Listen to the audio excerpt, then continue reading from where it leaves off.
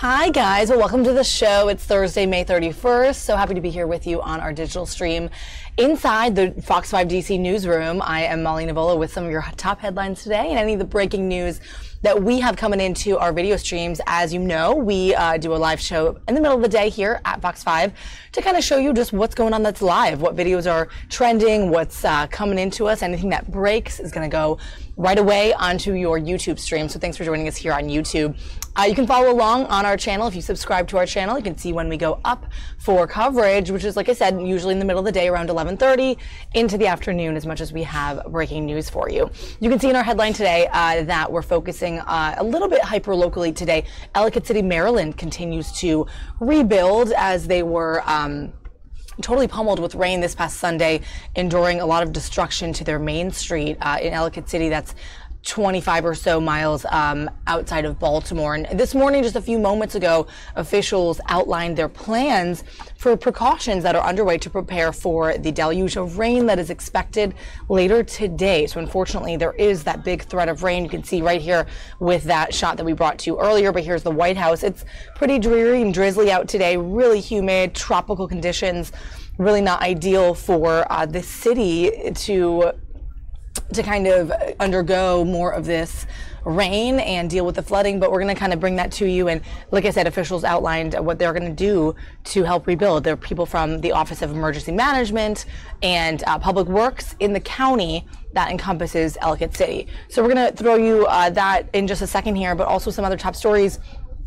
If you guys didn't hear about this, the Parkland shooter, Nikolas Cruz, new cell phone video has been released, and there has been a lot of reaction about this video. It's quite disturbing what he put out on his cell phone regarding how he had plans to shoot up the school, Marjory Stoneman Douglas, and what he said on that. We'll show you the package with that and some other top stories that are happening here and around the country on this Thursday. It's the end of May, can't believe it, going into June tomorrow, but we're excited to be here. And quick, want to show you too the tarmac in Houston. President Trump is expected to land here any second. He's visiting with the victims and the families of the victims of the Santa Fe High School shooting. So that's what he's down there for. And we're going to have more on that if we do see him on some sort of video. That may be private, some of those meetings with the victims. But it is just mere days, I think the day before seniors are slated to graduate from Santa Fe High School. And he's down there to talk to some of the families. So we're going to look into that when he lands. But first, guys, the reaction and the press conference here related to Ellicott City and the rebuild that they're attempting even amid threats of rain today. It is a gross looking day out there today, and so they're prepping for possible more rain, more flooding today in Ellicott City. All right, you guys all ready? Before we start, I want to make sure everybody else is ready. Okay, great. Thank you very much for being out here. This is actually going to be a brief briefing because we just wanted to make sure that you were aware of what we're doing because of the concerns about some bad weather coming our way. And so what I'd like to start with is have our emergency manager, Director of Emergency Management, Ryan Miller, tell you what we know about what the weather looks like. And they're going to have Jim Irvin, our Director of Public Works, talk about what we're doing downtown to prepare for anything that might happen should we get some flooding based upon this rain that's coming our way. So let's start with Ryan Miller. Good morning, everyone. My name is Ryan Miller, Emergency Management Director for the county. We mentioned last night that the National Weather Service is providing us direct support in our operations center, so they provided a quick weather briefing for you. So we do have some severe weather coming our way. There is currently a flash flood watch in effect from 2 p.m. this afternoon through late tonight. These thunderstorms that could be moving through the area are capable of producing heavy rainfall. This is going to be a very slow-moving type storm. It's very difficult for them to predict exactly what areas could get localized heavy rainfall. If the areas that do receive the localized heavy rainfall could be up to 2 to 4 inches. Main time frame is 2 p.m. this afternoon through 10 p.m. this evening. At any point going forward, they could step that up from a watch to a warning. So right now it's just a watch, but at any point it could be upgraded to a warning. Looking into tomorrow, showers and thunderstorms continue to be likely. Main time frame again, 2 p.m. till midnight.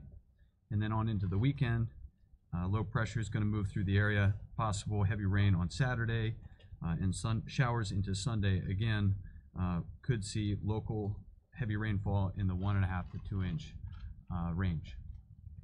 And that's it. So stay alert, please. Watch for upgrades from watch to warning. Great. Thank you very much, Mr. Miller. Also, I should recognize that John Weinstein, our county councilperson who represents Ellicott City, is with us as well. But now I'd like to have Jim Irvin, our director of public works, come forward to talk about things that we're working on downtown to help folks and to help the buildings should there be any possible flooding. Jim. Good morning.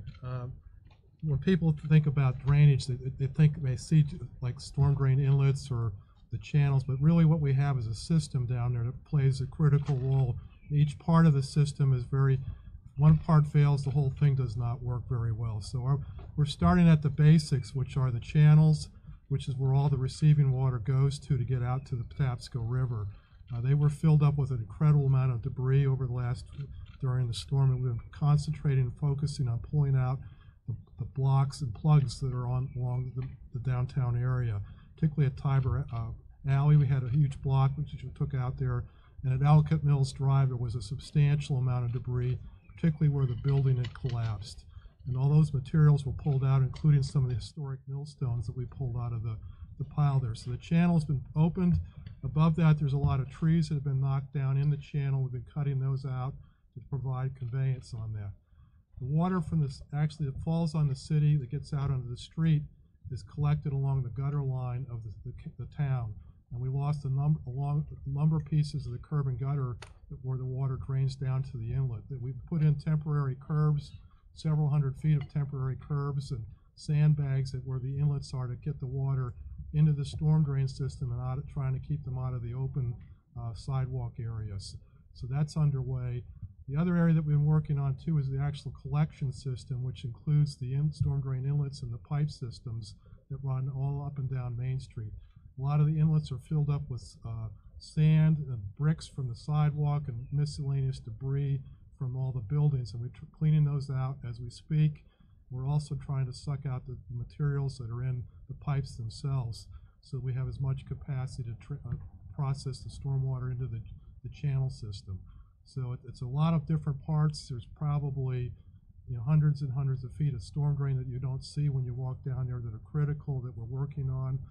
Another area that we worked on too is Hill Street. They lost the hillside that supports the roadway and the adjacent homeowners, and we can't fix it's like a 50-foot cliff there right now.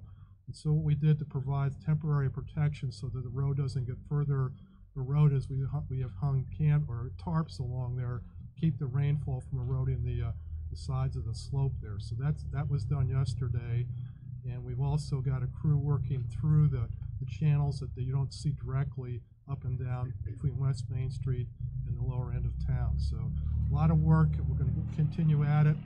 We'll be continuing to pump out with our equipment to make sure the drainage system is functional. And the key to it for us is to keep track of what's going on in the channel so the debris doesn't get back in there and cause one blockage, and you can have substantial problems. And that's probably some of the reasons we had as much devastation, because of the debris piles that came in and were formed during the storm. So it's an ongoing effort, and hopefully we'll be ready to go later today. Thank you. Also, because of the impending rainstorm, we did cancel the opportunity for people to get down into the buildings. We had initially said from 5 to 8 p.m. We've canceled that. We don't want to have anybody get hurt. Of course, the most important thing always is safety. Safety for the people who work and live there, but also safety for the folks who are working down there for us with DPW and others. So there will not be any visits from the residents or business owners or property owners down to Main Street today from 5 to 8 p.m. and we'll revisit tomorrow, depending upon how the weather is tomorrow. But if you have any questions for Mr. Irvin or Mr. Miller about what's going on? Yep. Jim, can I ask you, you mentioned a lot of the work that's been done, things been pulled out of the conduits. We're familiar with that from the last flood. Can you estimate how much of that main channel is now completely open and ready to accept water at this hour? The channel is pretty much open at this point. I mean, there's still some things we need to do. We're trying to, but the major blockages are removed. The culvert under coming down Ellicott Mills Drive. That's got it's partially crushed. It's probably got about a 30% capacity in there, so there may be a normal storm would pass through what's left there. If we have a huge deluge, the water will come up above the culvert, but the channel is open to take that, but it may be above it as opposed to normally in there. But the actual piles, they've been taken out. And have you estimated in any way sort of the cubic foot volume or some kind of volume that we could understand of material that's been moved so far? I would say there's probably been 100 trucks worth of material taken out. That's between sand, rocks, tree stumps, building debris, and all kinds. Everything you can think of has pretty much been in that stream in the last week. And on that note, we've only really had aerial pictures and immediate aftermath. Could you describe to us any of the more remarkable items you might have pulled from underneath these? Well, I'd say the millstones are probably they're historic artifacts, really important to town. We saved those. I guess, you know, somebody's junk is another person's treasure, so it's kind of hard to say, but there's a lot of personal things that have gotten washed in there. So from people's backyards, their swing sets, play equipment, clothing, shoes, you name it, and it's down there. And for those not familiar with a millstone, that's remarkable. Wait, just a second. We're going How to. heavy is a millstone? Help people understand. It's we used to grind the grain. It's a pretty heavy duty stone. It's probably 5 feet in diameter, so it's a pretty good size. Yes. Thank you. That's What do you anticipate 2 to 4 inches of additional rain will do to downtown? I know you have these safeguards set up, but is there a concern that it'll cause some reflooding in businesses and homes and do more damage? It depends on the intensity. If it's spread out over a longer period of time, then we should be okay. If it comes down in a deluge, then we could potentially have flooding again. So it all depends on how quickly it comes down. And what happens upstream of the Ellicott City? It's not just what falls on Ellicott City, what falls on Valley Mead and the upstream areas of the drainage area. So it's not, if it's several inches of rain, that's fine, as long as it's spread out over several hours. If it's an hour, yeah, if you get 3 inches or 5 inches of rain in 1 hour, you're going to have flooding. Jim, now that you've had a chance to look at the damage a little better than you did 2 days ago, what was destroyed during this storm that maybe you rebuilt from 2016, and how is that going to, going forward, even today, how is that going to affect that? Well, we lost some of the curb and gutters on this Main Street, particularly near the visitor center. That there's a stretch along the south side that was along with the sidewalks were washed out. The storm drains are there. Most of the inlets are there. You lost one wall behind the wine bin that was reconstructed. That's probably the only wall that failed. But then in the culvert, that's something new. It was not damaged in the last storm. We're going to have to take that out and replace it. These important note that most of the new things that we had repaired have been They've staying. held. The wall that we built have held. There's not, and the drainage systems that we built are still there, except for the curb and gutter and that one wall behind the wine bin. Does this incoming series of rain chances, could that force a faster cleanup than you had to do after 2016? Our direction is to get this done as quick as possible, whether it rains or not. So we're moving ahead, doing the best we can. Again, it's just focusing more on trying to protect as much as we can from the rain, as opposed to maybe just doing the normal reconstruction. Do you think like you're farther along in the cleanup now than you were in 2016? We are. Our contractor started yesterday on the reconstruction, which is. All right, guys, obviously our sound is a little bit troublesome on that tape, unfortunately. That was a few moments ago. Poor Ellicott City, Maryland and Howard County outlining their plans for what they're going to do as a result of it being rainy today, a lot of rain in the forecast. So they heard from top officials there. Right now, live, what you're looking at here, the president lands in Houston. He'll be meeting with Santa Fe High School victims' families ahead of some other meetings here. He's at Ellington Field Coast Guard building in Houston right now. So we're going to take a live look at him landing there in Texas and then see whatever else pops up for us today. And we'll be showing you some of our top stories as well. So let's take a look at the president landing and see his exit before we turn to something else.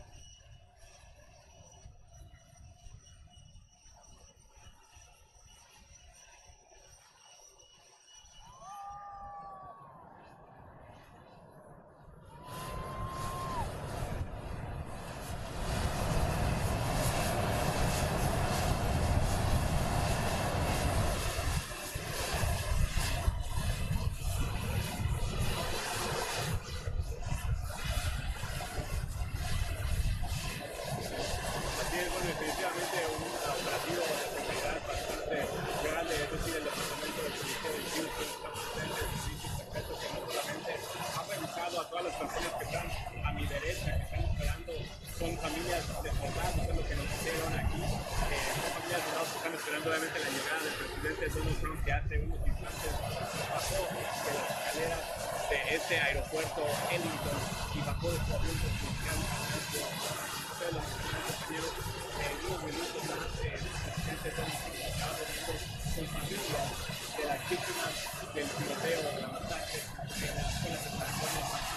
Esta reunión va a ser a puerta cerrada y lo estará haciendo dentro de una base de la Guardia Costera, precisamente en el aeropuerto en donde precisamente está el trabajo a puerta cerrada. A mi lado derecho hay bastantes familias, soldados y personas que quieren ver al presidente.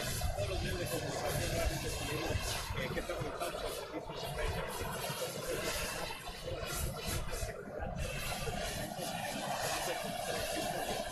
Ellos serán los encargados de llevar, de seguir desde esa caravana hacia él y que van a hacer ahí es donde será una reunión o una comida política con los diputados realmente de qué se trata y que también por cerrada vamos a esperar cuál será el mensaje del presidente Donald Trump y es que se acercará aquí con los medios de comunicación para hablar con los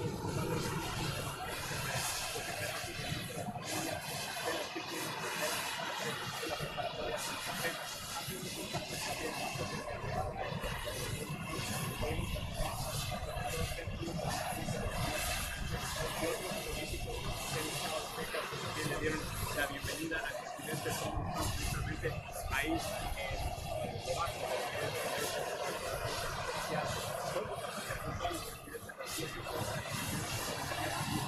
hasta que todo lo que obviamente hay muchas expectativas que es lo que va a decir, se va a reunir con estas familias de las víctimas para que esperamos hacia esas familias y también cuál va a ser su discurso después de haber reunido con estas familias y escuelas, compartiendo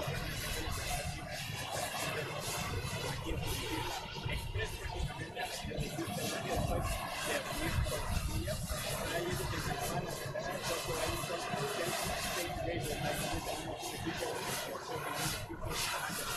la información ya que nosotros tenemos acceso afuera de lo que es el proceso, es que habrá mucho que hablar sobre este visita rápida de consulta con solamente para cuestión de horas y ya después de visitar aquí por un par de horas las beneficios después de llegar a lo que es la ciudad de Nevola.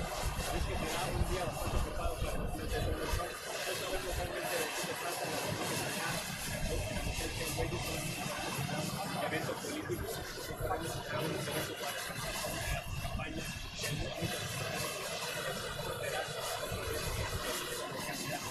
republicano a la presidencia de los Estados Unidos. Tenemos el terror aún ahí,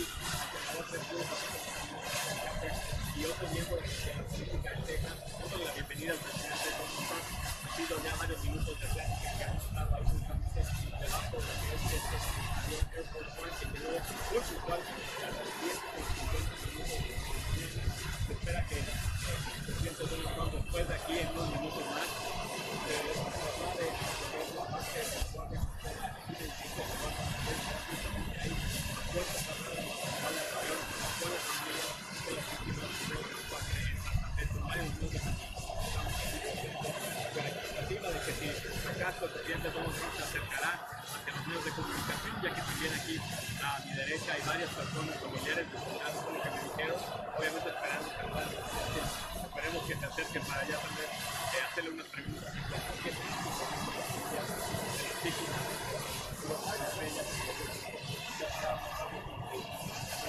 planes a futuro para la escuela, tal vez solamente para esas familias para dotarlas de apoyo. Ya estamos a varios días después de y el presidente Donald Trump, algo que también no sabemos nosotros, pero sabemos que cuando se gente que no se las dice las familias vinieron a dañar al aeropuerto porque no van a fe y solamente de las víctimas. Obviamente bastante movilidad por parte de nuestra presidenta Trump, saludando a las personas que están a mi derecha y él se va a acercar aparentemente ahí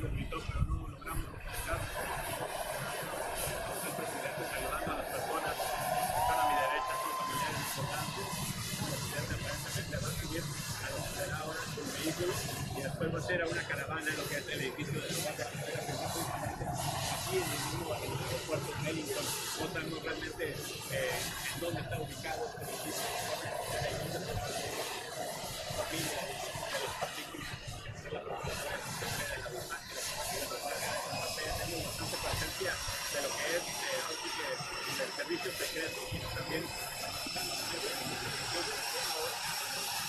yo tener este equipo que tenemos aquí en ubicado, todo lo que es nuestro equipo. Así que es un gran operativo de seguridad que estamos experimentando en estos momentos aquí en lo que es el aeropuerto Ellicott en la ciudad de Houston.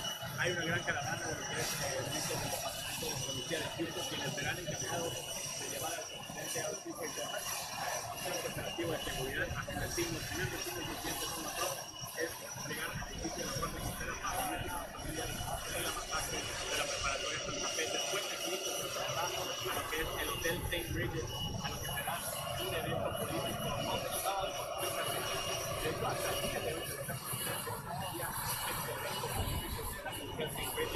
y ahí precisamente el presidente de los Estados Unidos no lo sabemos, el movimiento policiaco de parte de la policía de Houston, y también vemos varias campañas.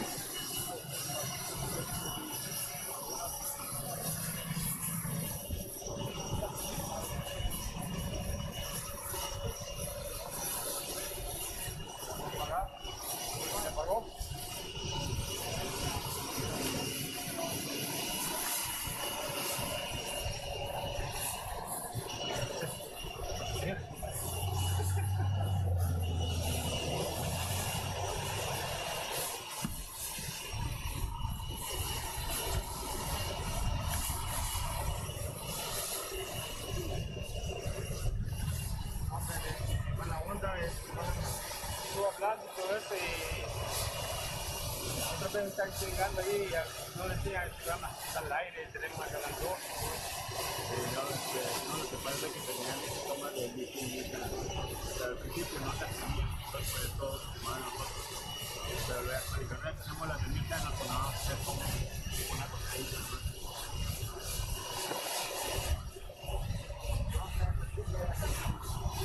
No, tenemos que quedar.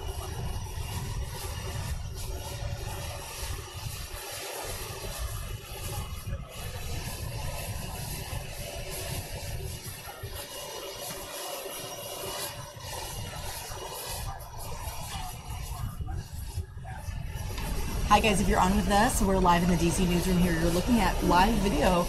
President Trump landing in Houston. He is planning to meet with the victims' families of that Santa Fe high school shooting that left 10 people dead. He's there for some political events as well, some political meetings, and then he'll be meeting with the families after that down in Houston. This is expected actually to be a private meeting, so no media, no video cameras allowed, which makes sense. So all we really have is him landing in Houston and then going on with that. We'll see what else we can get in. But as always, we want to focus on what's happening live for you guys. Live streams of anything and everything available. And usually we do follow the president a little bit. Yesterday, if you were on with us, we had the Sports and Fitness Day at the White House, and also an interesting White House press briefing where a little kid from Time magazine for kids asked a question about gun control and gun violence in schools. Sarah Sanders getting a little bit emotional on the stand there and answering that question, but that all came with the announcement yesterday that President Trump was going to be visiting the families of these Santa Fe victims. So this is what we're seeing now, and we're going to continue to kind of follow this and see what happens from here. The other day, we also brought to our stream Governor Greg Abbott live. He was talking about some of the legislation he's looking into building for Texas, including some changes for schools, for armoring schools and their safety. He's made some small gun reform changes as well in Texas following this shooting. So we're going to be watching that closely also. All right, guys, we're going to continue watching this for a little bit and see what else comes out.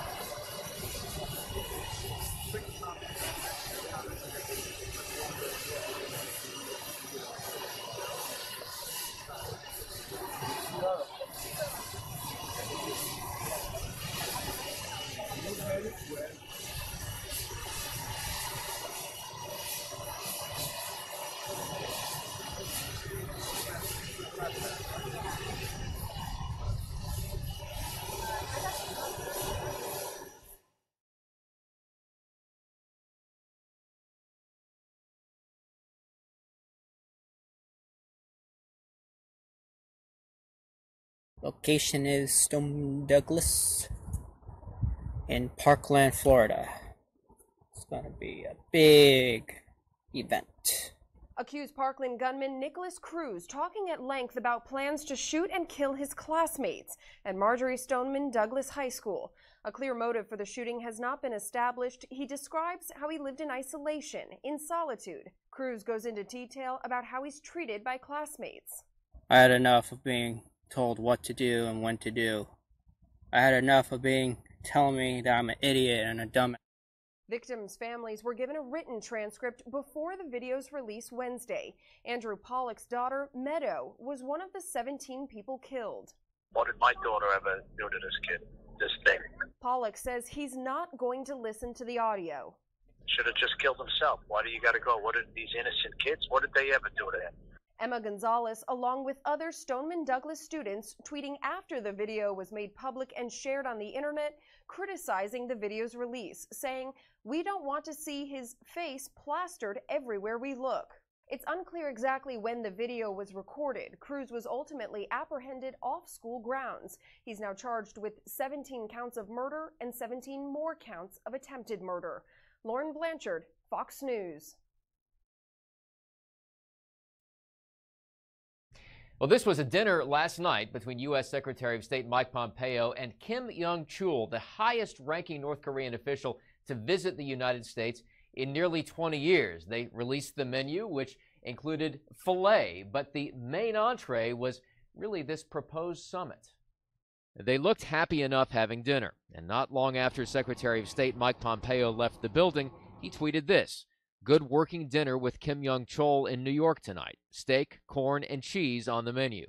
But the larger question remains, will President Trump and North Korean leader Kim Jong-un meet in Singapore next month for their on-again, off-again proposed summit? The most important thing they want to get out of this is an understanding of what's going to happen at the summit so that there are no surprises in there. And I think that we're going to be very frank in saying this is our position. This is what President Trump is willing to entertain. The New York meeting, just one of 3 taking place across the expanse of the Pacific. A Singapore event is intended to work out logistics, and delegations from both countries also meeting in the demilitarized zone between North and South Korea. So far, the readout from these meetings has been positive, and we'll continue to move forward in them. But there are plenty of possible complications, not the least of which the arrival of Russian Foreign Minister Sergei Lavrov in North Korea. So you have all these different players on the sidelines, a lot of rushing, and you need to get these agreements made before you get to the table. You don't get to the table for a surprise. Neither side wants a surprise here, so they have a lot of things to work out with Less than 2 weeks now to go. In Washington, Doug Luzader, Fox News.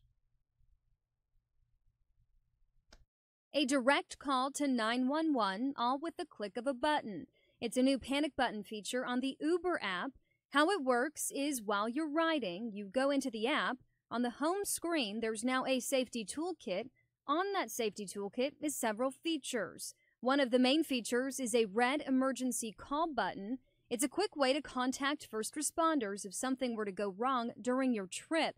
Although Jessica hasn't had any bad experiences, her daughter has. She was with the Uber driver one time that creeped her out, and she did ask him to pull over so she could get out, which is why the idea that you're talking about with this panic button intrigues me, because I feel like maybe it's something she could have used at the time. Unfortunately, automatically informing dispatchers of your location is only being tested in a few markets.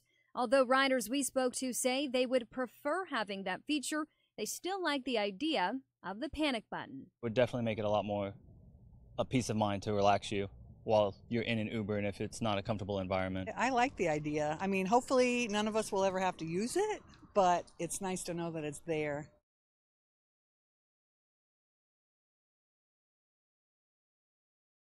It was a big part of him and who he was. And so to have it taken was losing a piece of our family. This Purple Heart was one of the few things the Terrence family had left of their father, Daryl, after cancer claimed the Korean War veteran's life back in 2011.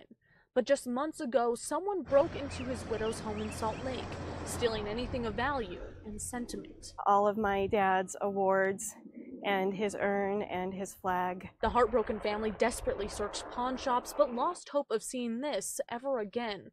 Then just 2 weeks ago and hundreds of miles away, a homeless couple in Oregon was given this old impounded trailer. There was broken plates, razor blades, needles, just all sorts of trash. And when they looked a little closer, I saw a little bit of the Purple Heart and instantly recognized the ribbon. The couple is from a military family and knows how important the medal is. It's like going and picking up somebody's tombstone right out of the ground and carrying it off. Their focus was to get it back to the veteran's family. Luckily, Daryl's name is engraved on the back. It's almost as if Daryl's spirit was kind of directing us. With a post on social media, the comments came flooding in, and within a few days, the family saw it.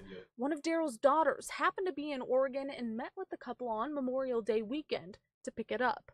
Now, Daryl's Purple Heart is coming home to Salt Lake. Thank you. Thank you for going the extra mile. Thank you for taking time, because it's something we couldn't replace.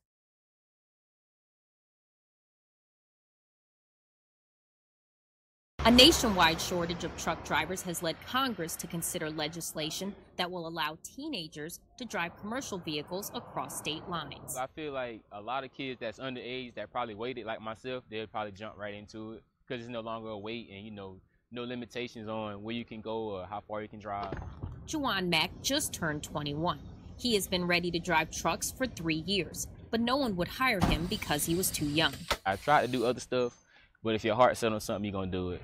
Now, Mack has his commercial driver's license, but he was once like many 18 to 20-year-olds with a preliminary license for commercial vehicles who still cannot drive between states. And that's one of the reasons that the consumer prices for goods have gone up recently. There are not enough drivers. U.S. Representative Duncan Hunter introduced the Drive Safe Act to fight the growing shortage of truck drivers across the U.S. So this does address that by allowing a whole new group of people to get into the workforce and be truck drivers. The proposal requires those under 21 to complete more than 400 hours of on-duty time, including at least 240 hours of driving time with a trainer.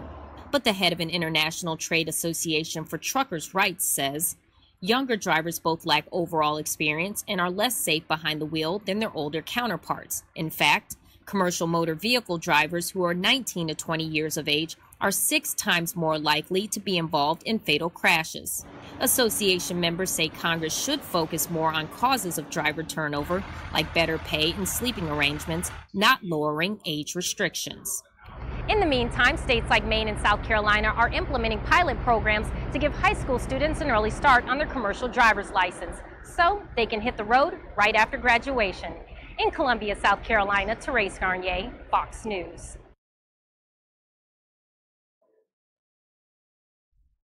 It's important, it's a priority for the Secretary to ensure that Congress and most of all the American people understand how we're spending their money.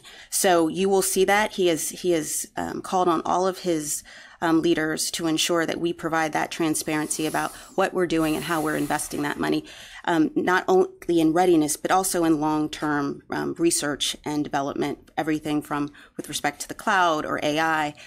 It's important that the American people understand how we're investing. The one issue, though, is there's been some reluctance at the higher levels to say that there is a readiness crisis. Are the leaders willing to say that and talk about how they're trying to turn it around? Well, the Secretary has said in testimony, as well as other leadership has talked about, both to the press as well as in testimony to Congress, that we got into this situation over a matter of years. We haven't had budget certainty. We've been on CRs for the last 9 years.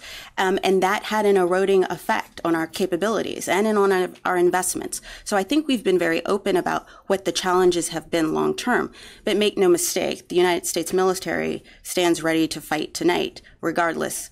And so that we are always ready for. But we'll continue to talk about that. And most importantly, we will talk about how we are using that money to invest and ensure that we fulfill the National Defense Strategy. Sylvie. Hello.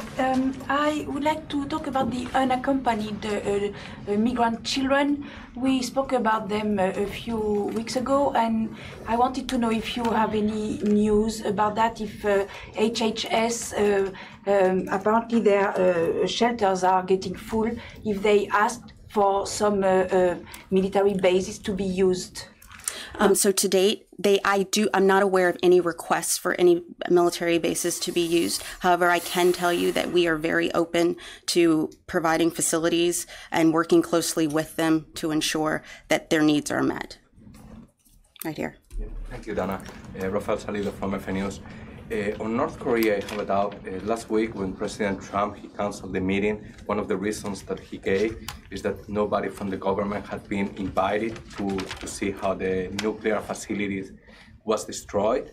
Now that the talks are beginning again, or it seems, and the dialogue is again open, has anyone invited anyone from the Pentagon to do some kind of check about the situation on the ground there in Korea? So, Assistant Secretary of Defense Shriver, Randy Shriver, is a part of the State Department team, and he's a part of the team that's gone to the DMZ. So that is how the department is participating in these pre-talks. So if the summit happens, he has been our representative and will continue to be our representative. But do you expect him to be allowed to get into North Korea and check that the facility was actually destroyed and then theirs?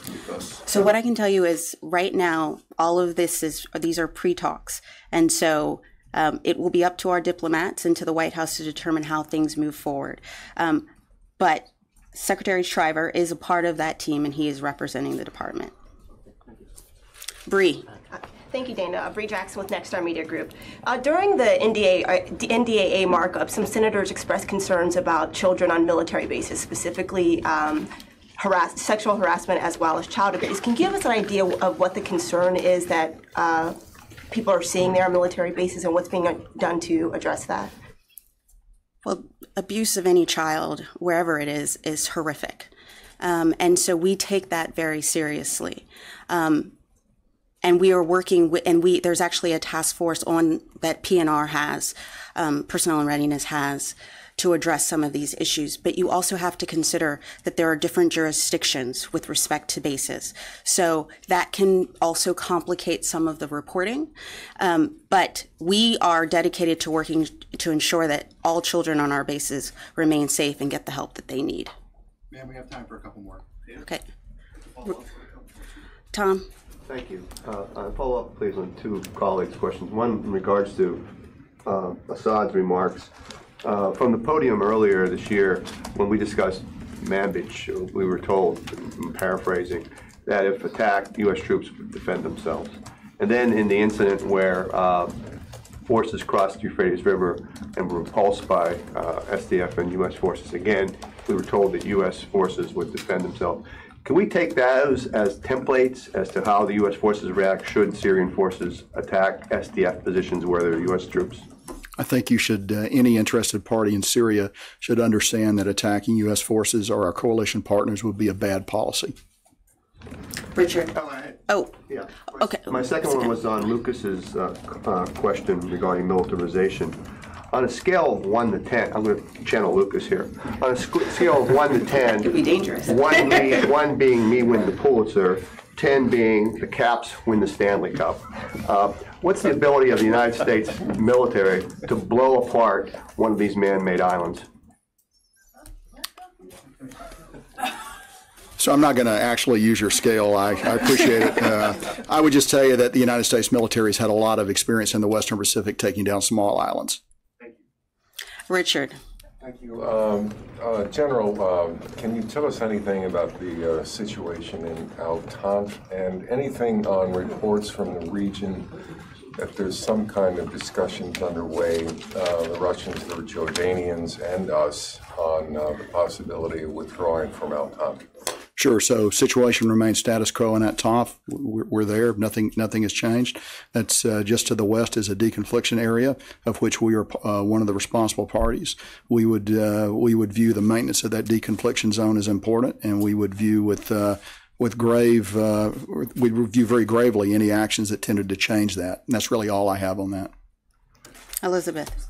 On Barbara's question, there was a memo in February where Mattis said that any tariffs, he would be concerned about the impact on allies. So does he still share those concerns? I think we have to look at what the impact of those tariffs, what are we looking at, what do we have there? I think the Secretary's statement stands, but what I would say is we have to take a holistic view and consider what the impact is, and it's just too early to say right now. The impact on our allies, but also the impact on the increased cost of production of military systems, and we have to take a full look at the entire impact. Right here. Thank you. John Harper with National Defense Magazine. Can you give us an update on where things stand with the missile defense review, and can we expect that to be released anytime soon, in the next couple of weeks? The missile defense review is still being worked on. There are some revisions that are being made. I don't have an exact date for you. Carlo.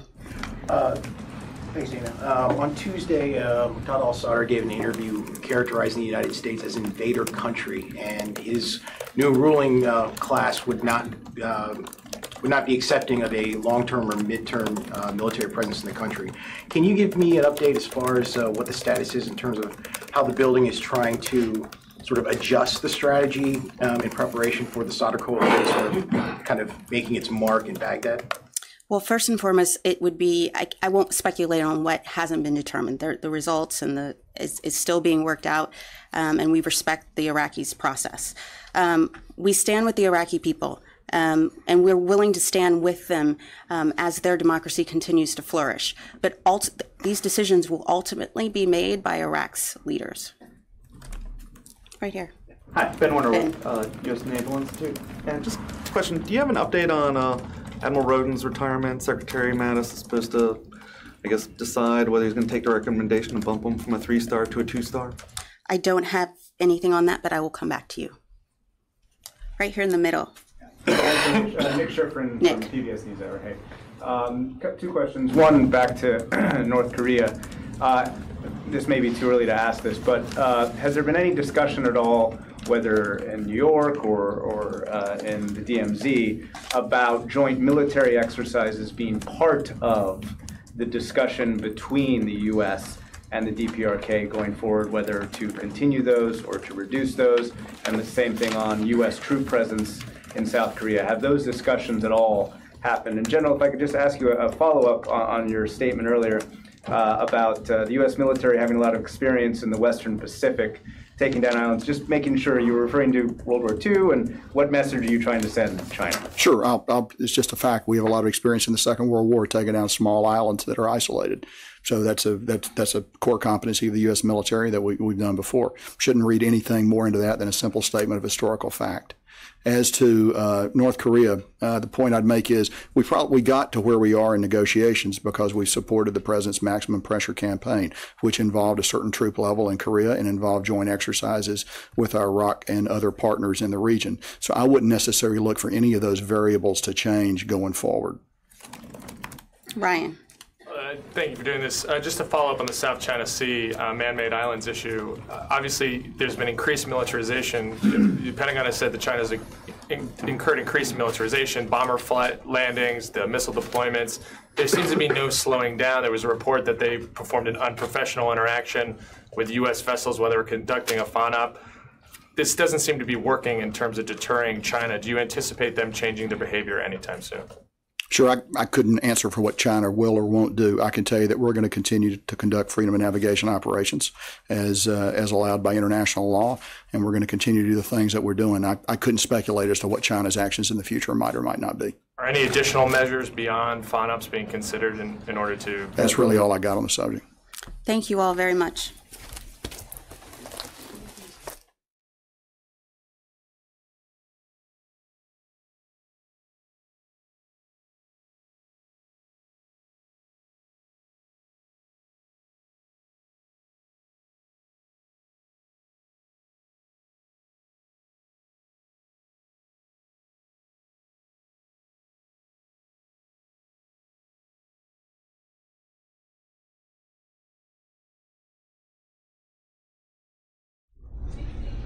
All right, guys, so that was Dana White, spokesperson for the Pentagon and their daily briefing, and Marine Lieutenant General Kenneth McKenzie Jr. That was the general that you saw speaking at that briefing. So that's what we have from the DOD today. Unfortunately, not a whole lot coming into us right now.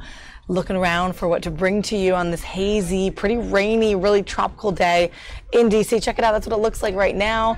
We're going to be tracking some of the stuff, including President Trump. He's in Houston to meet with some of the Santa Fe high school victims' families, the shooting family victims and their families.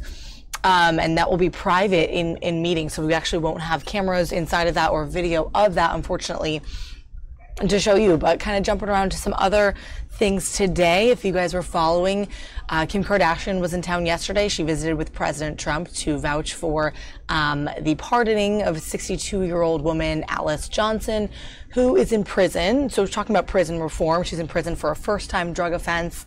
And there were some, people trying to sneak around and try to find some photos of Kim Kardashian in D.C. She was pretty good about keeping it mum, though. There weren't too many out there. She did have a quite public picture with the president. Let's see if I can bring that up for you guys.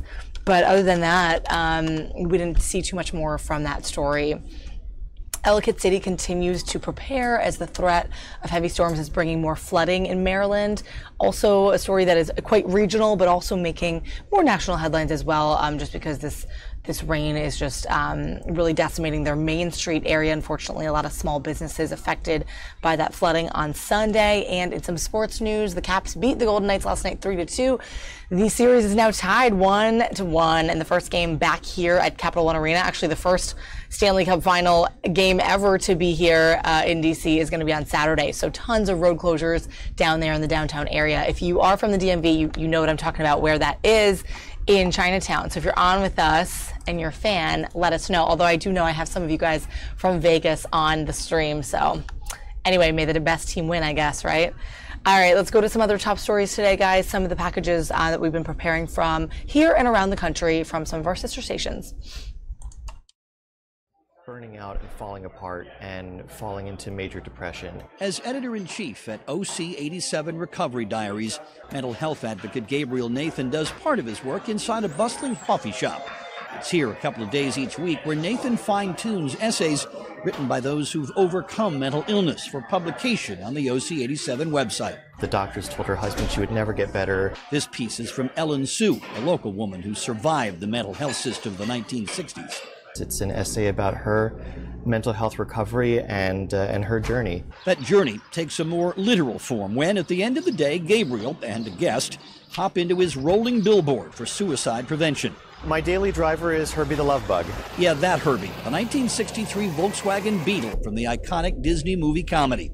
Nathan bought and renovated the car last year because he loves Beatles, adored the movie, and needed a conversation starter. Everybody has stories. Herbie grabs attention wherever he goes. First, they want to talk about the car. And then invariably the next question is, so what do you do? And the conversation always goes to mental health. And people open up in a remarkable way. My brother died by suicide. I live with depression and anxiety. Gabriel often deliberately parks his love bug in busy areas to get the ball rolling. He's been approached by police dealing with job stress, strangers looking for an empathetic ear. Everyone walking around has those stories. It's just a question of how are you going to open them up? In this case, with a cute as a bug car that reminds folks of a cute as can be movie, which teaches them that stigmas can be overcome. I think the biggest lie that mental illness tells you is that you're finished, and your story is not finished. But why this particular car to make this particular point? Well, if you're familiar with the 1968 movie, you'll recall that Herbie, jilted by his owner, played by the actor Dean Jones, tries to run himself off the Golden Gate Bridge. The movie had a happy ending, which obviously is the goal of the Suicide Prevention Hotline. Bruce Gordon, Fox News. Forrest Noble may have these coins, but says the man who gave him these has a heart of gold. He was like, I was going to keep searching for you, even if it took a lifetime, which is just unbelievable. This is fantastic experience in my life. Ahmed Mohamed Fahmy Youssef is a visiting scholar researching at CU Boulder. He's headed back to Egypt and picked up a suitcase at a thrift store, only to find $10,000 in gold coins in a pocket. He's Muslim and says his faith told him to give it back. So you should deliver to the right person, whatever effort or time. So I follow my ethics. The coins came in an envelope with a name, James Noble, and an old address. In 1 week, he called 76 different people. I received a phone call from a man who asked me if I was James Noble, and that's my father who passed away 4 years ago. He said that he had to meet me in person. Ahmed gifted Forrest the gold and an even bigger treasure. It wasn't the money, it was just the integrity. Just the human spirit is still there. And that was just, to me, just like was so refreshing. And the two hope this story about coins flips people's views. Like this, you just hope kind of breaks down those walls a little bit, you know. I am excited to deliver this positive message about my country, about my religion. Now both men feel like they're left with good fortune. Yeah, I don't know. The students at this high school are hard at work. And this 40-minute special elective class gives them enough time. You want to soften them just a little. For their projects to take shape. You see, the students are making guitars and ukuleles. That'll affect your string. Some are making electric guitars. That in? We in? While Good. others are making an acoustic version. Fit that one. It might not be that these kids become luthiers in real life, but they've worked with their hands, and they're leaving here with something that not many other high school kids in the country are doing. I mean, luckily, these are 1.5 millimeter. And this all started 2 years ago, when department head Alan Andrew Kikes and teacher Matt Peitzman needed a way to convince non-traditional tech ed students to take shop class. My first instructor, and I quote him all the time, said, the guitar doesn't care what color you are, how old you are, or what sex you are. A guitar is just cool to whoever. And it's true. It's very cool. I like it a lot. They came across the STEM guitar program online. A fun way to teach science, technology, engineering, and mathematics to kids. It gives me a good amount of confidence because any project I make, it usually ends up becoming kind of bad. Like, this is really well done so far. We adopted the program here and it worked. The class has nearly doubled in attendance and has caught the interest in a number of female students. Madeline Rhyme took the class last semester and built her own ukulele. I was scared a dentist and the door. She's learned to play it on YouTube. I was scared of pretty girls and starting conversations. The learning goes far beyond the classroom. A team of students meet after class a few times a week and compete in Governor Wolf's STEM competition. They have made it all the way to the state finals by building a guitar to give away to a veteran. I think it'll make them really happy. It'll help remind them that, hey, people are still here to think about them. There's people here who are really wanting to help. There are many lessons these kids will learn from this class. Their teacher hopes pride is one of them. Bill Ruhr, Fox News.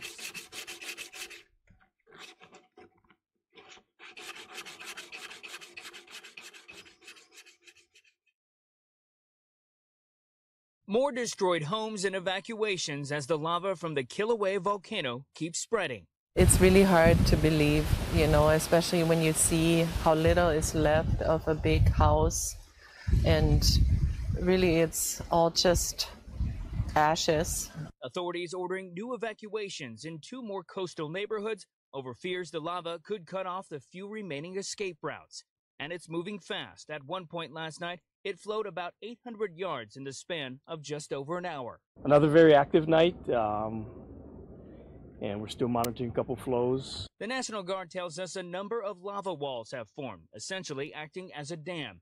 And the moment they give out, anything in their path could be gone. One guardsman comparing it to the walls of an above-ground pool giving out. And experts say the ongoing volcanic activity is creating an extremely unstable situation. There was one explosive event up at the summit. Weather Service caught it on their radar. Went up to 12,000 feet. Meanwhile, the release of ash, smoke, and toxic gas causing significant health concerns here, with many parents keeping their kids home from school. It's like cement. Once the moisture goes to it, it's like cement. So what's it doing in my lungs?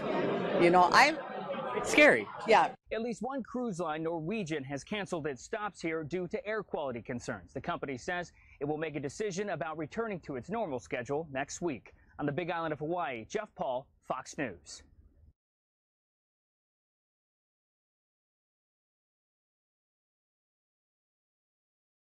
Location is Stone Douglas in Parkland, Florida. It's going to be a big event. Accused Parkland gunman Nikolas Cruz talking at length about plans to shoot and kill his classmates at Marjorie Stoneman Douglas High School. A clear motive for the shooting has not been established. He describes how he lived in isolation, in solitude. Cruz goes into detail about how he's treated by classmates. I had enough of being told what to do and when to do. I had enough of telling me that I'm an idiot and a dumbass. Victims' families were given a written transcript before the video's release Wednesday. Andrew Pollock's daughter, Meadow, was one of the 17 people killed. What did my daughter ever do to this kid, this thing? Pollock says he's not going to listen to the audio. Should have just killed himself. Why do you got to go? What did these innocent kids, what did they ever do to him? Emma Gonzalez, along with other Stoneman Douglas students, tweeting after the video was made public and shared on the internet, criticizing the video's release, saying, "We don't want to see his face plastered everywhere we look." It's unclear exactly when the video was recorded. Cruz was ultimately apprehended off school grounds. He's now charged with 17 counts of murder and 17 more counts of attempted murder. Lauren Blanchard, Fox News.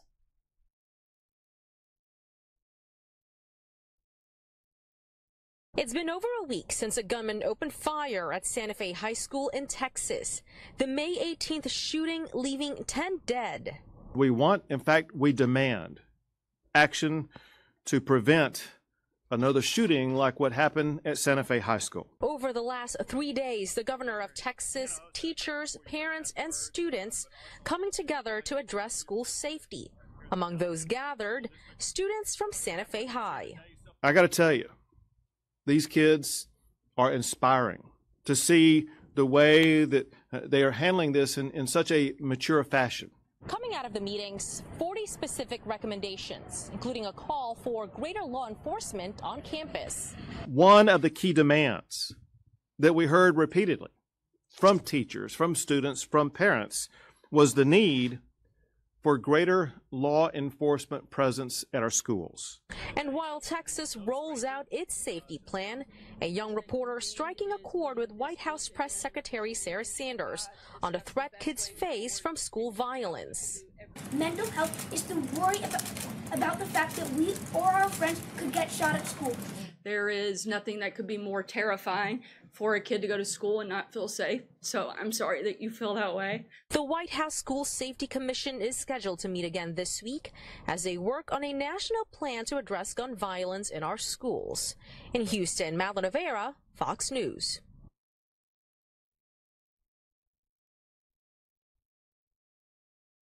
Well, this was a dinner last night between U.S. Secretary of State Mike Pompeo and Kim Jong-chul, the highest-ranking North Korean official to visit the United States in nearly 20 years. They released the menu, which included filet, but the main entree was really this proposed summit.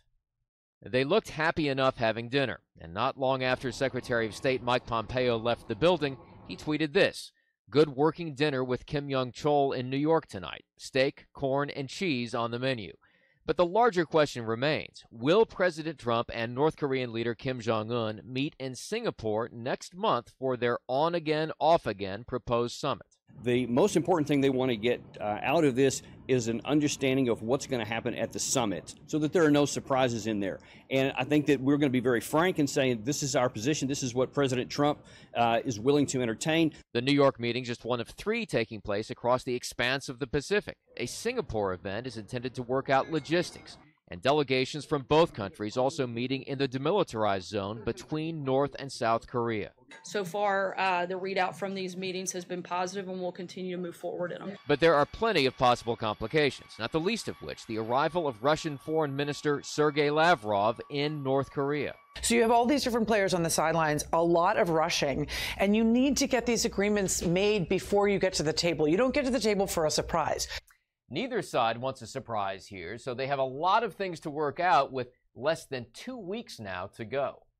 In Washington, Doug Luzader, Fox News. A direct call to 911, all with the click of a button. It's a new panic button feature on the Uber app. How it works is while you're riding, you go into the app. On the home screen, there's now a safety toolkit. On that safety toolkit is several features. One of the main features is a red emergency call button. It's a quick way to contact first responders if something were to go wrong during your trip. Although Jessica hasn't had any bad experiences, her daughter has. She was with the Uber driver one time that creeped her out, and she did ask him to pull over so she could get out, which is why the idea that you're talking about with this panic button intrigues me, because I feel like maybe it's something she could have used at the time. Unfortunately, automatically informing dispatchers of your location is only being tested in a few markets. Although riders we spoke to say they would prefer having that feature, they still like the idea of the panic button. Would definitely make it a lot more a peace of mind to relax you while you're in an Uber and if it's not a comfortable environment. I like the idea. I mean, hopefully none of us will ever have to use it, but it's nice to know that it's there.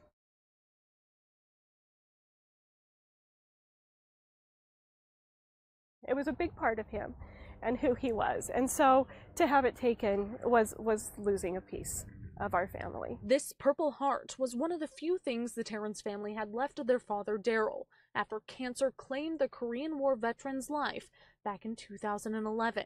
But just months ago, someone broke into his widow's home in Salt Lake, stealing anything of value and sentiment. All of my dad's awards and his urn and his flag. The heartbroken family desperately searched pawn shops but lost hope of seeing this ever again.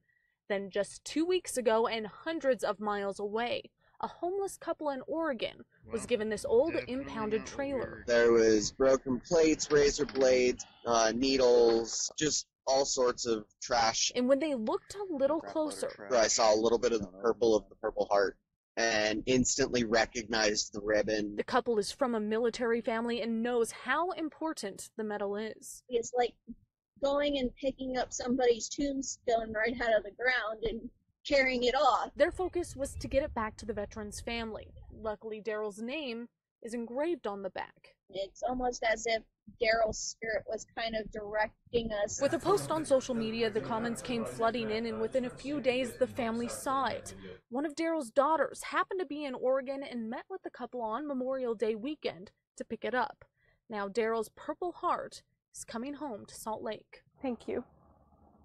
Thank you for going the extra mile. Thank you for taking time, because it's something we couldn't replace.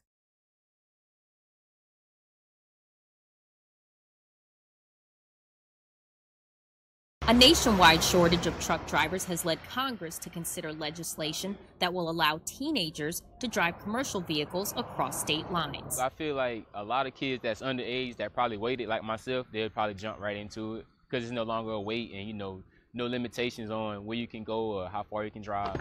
Juwan Mack just turned 21. He has been ready to drive trucks for 3 years, but no one would hire him because he was too young. I tried to do other stuff, but if your heart's set on something, you're going to do it. Now, Mack has his commercial driver's license, but he was once like many 18 to 20-year-olds with a preliminary license for commercial vehicles who still cannot drive between states. And that's one of the reasons that the consumer prices for goods have gone up recently. There are not enough drivers. U.S. Representative Duncan Hunter introduced the Drive Safe Act to fight the growing shortage of truck drivers across the U.S. So this does address that by allowing a whole new group of people to get into the workforce and be truck drivers. The proposal requires those under 21 to complete more than 400 hours of on-duty time, including at least 240 hours of driving time with a trainer. But the head of an international trade association for truckers' rights says younger drivers both lack overall experience and are less safe behind the wheel than their older counterparts. In fact, commercial motor vehicle drivers who are 19 to 20 years of age are 6 times more likely to be involved in fatal crashes. Association members say Congress should focus more on causes of driver turnover, like better pay and sleeping arrangements, not lowering age restrictions. In the meantime, states like Maine and South Carolina are implementing pilot programs to give high school students an early start on their commercial driver's license, so they can hit the road right after graduation. In Columbia, South Carolina, Therese Garnier, Fox News. And really just burning out and falling apart and falling into major depression. As editor-in-chief at OC 87 Recovery Diaries, mental health advocate Gabriel Nathan does part of his work inside a bustling coffee shop. It's here a couple of days each week where Nathan fine-tunes essays written by those who've overcome mental illness for publication on the OC 87 website. The doctors told her husband she would never get better. This piece is from Ellen Sue, a local woman who survived the mental health system of the 1960s.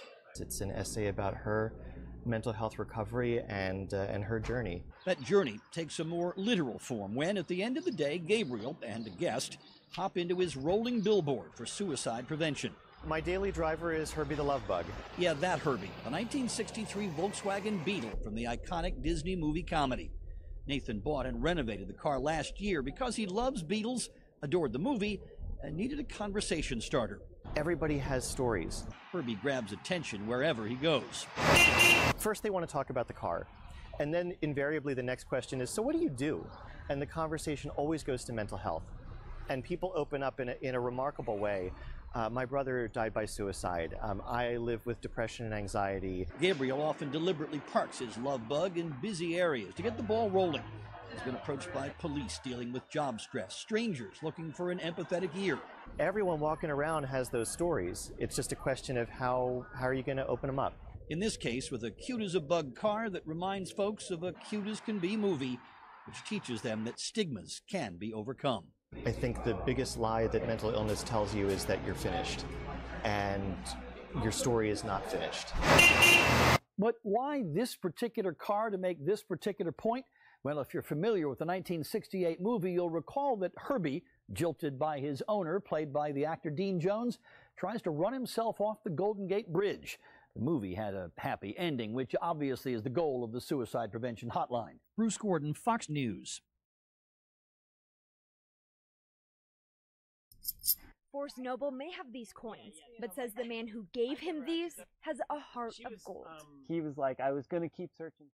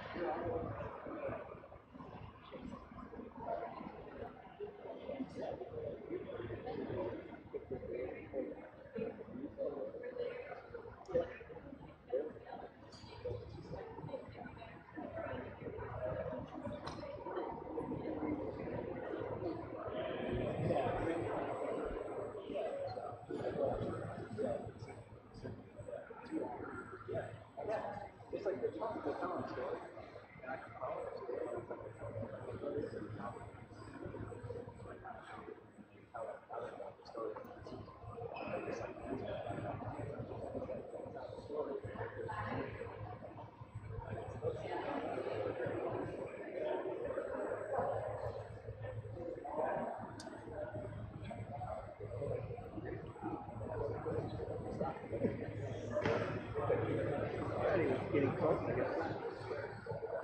Daddy was getting close, I guess.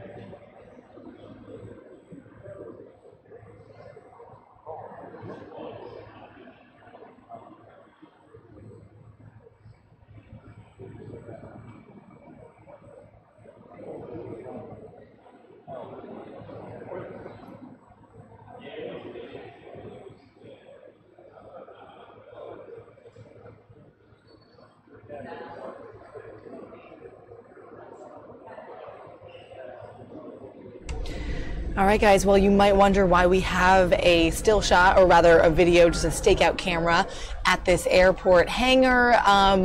We're hearing that President Trump, who has just landed in Houston, might come out to make a few remarks before he visits with the families of the school shooting victims. So we do know that he's down there to speak with them. He's going to be attending a variety of political events as well, and then meeting with those families in private.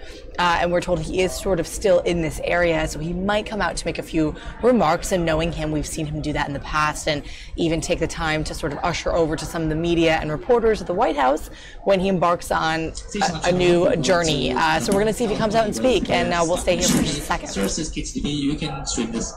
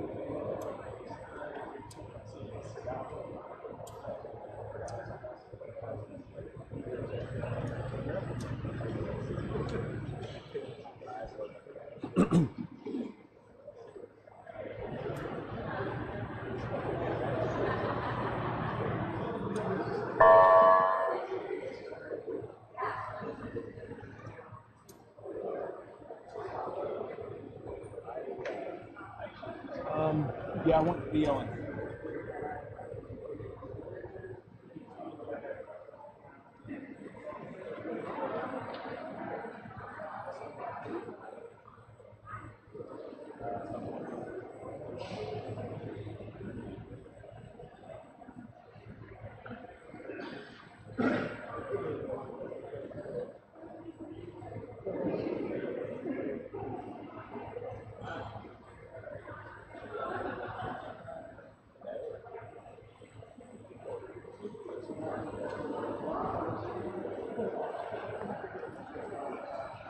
Yeah, I don't think the coverage.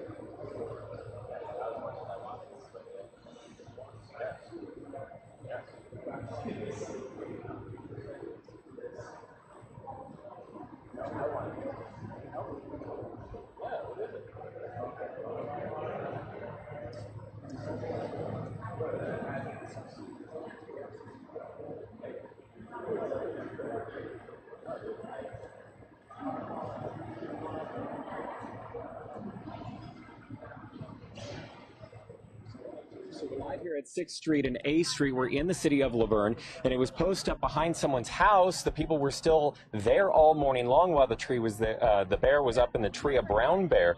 And we were waiting until recently when the Department of Fish and Game arrived. They were shooting at the bear with non-lethal force, and the bear got out and took off. So this is how it all started. Take a look at this video as well as we keep this live picture up. This is video of the brown bear cruising the grounds of Damien Catholic High School in Laverne this morning. Police say it walked around the football field and it also went into the pool there. Well, it was first spotted by the sheriff's deputies at Holy Name of Mary Catholic Church in San Dimas. Deputies shooed it away and it made its way here to this Laverne neighborhood where residents have been watching very closely. Take a listen.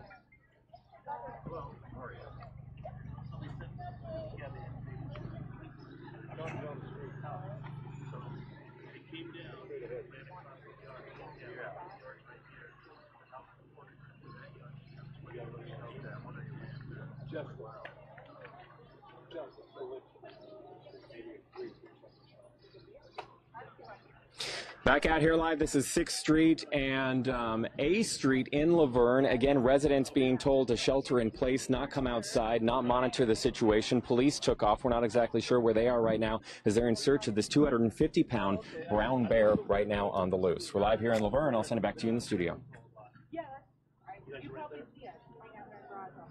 Okay, your husband, right? Yes. I see your husband got a white Ford or something? Yes, I have one. Okay, I'm Steve. I'm Melanie. Very nice to meet you.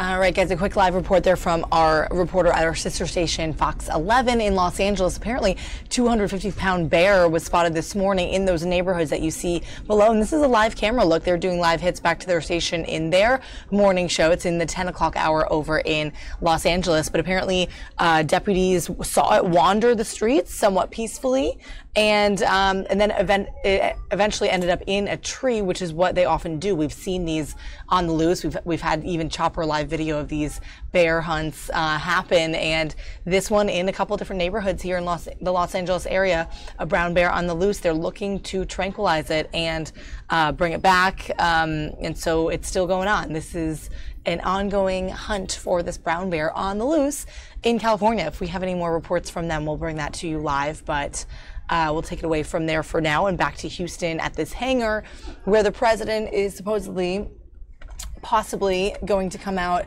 and speak briefly to the press. So we'll hang on to this for just a little bit longer and see what we can get from here. But you are watching our live stream inside our newsroom at Fox 5 Live DC.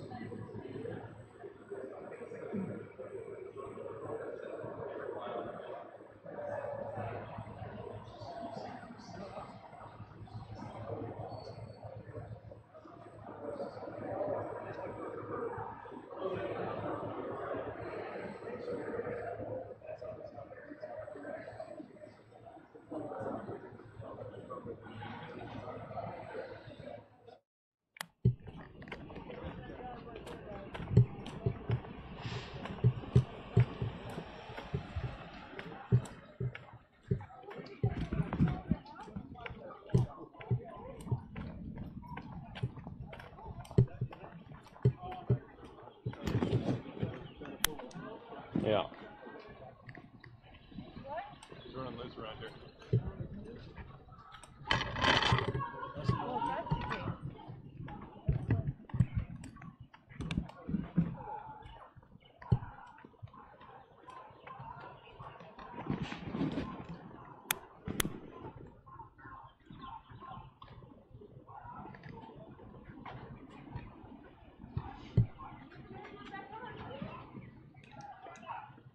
Here's your sticks.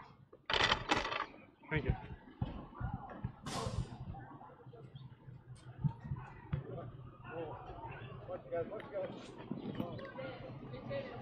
He's pointing that way.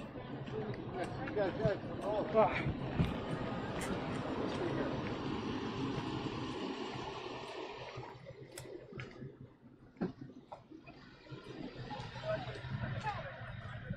There he is. Ah.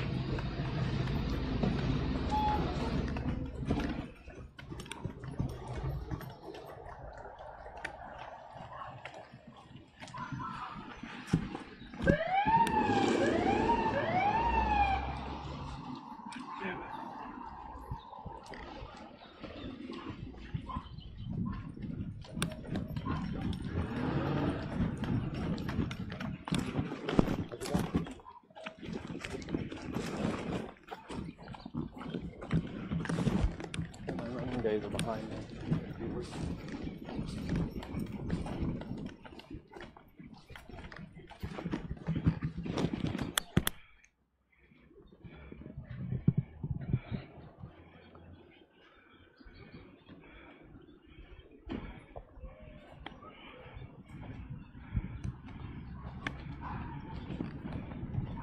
Yes, we're live. Come on, take us.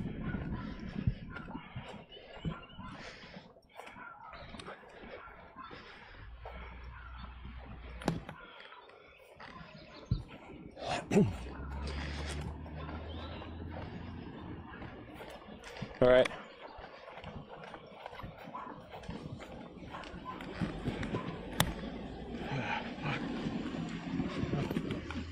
All right, this is breaking news.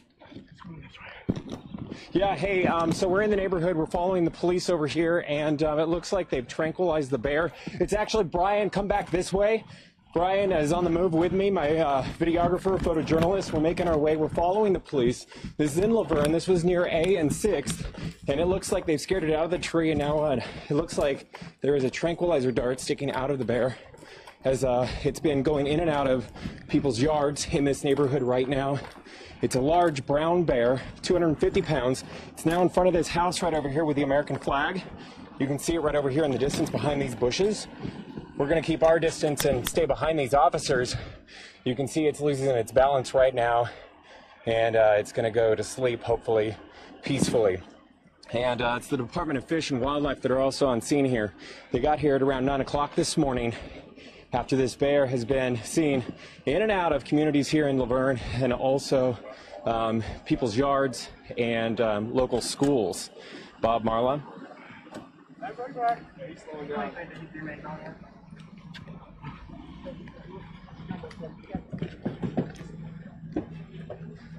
Yeah, that's the intention. That's the hope right now. They're going to have to determine whether or not this is a multiple offender of a bear that has been in residences, and then they'll determine that factor. We're being told to move back right now. As you can see, this bear is making its way towards us right now. I'll stay back. Give me some time.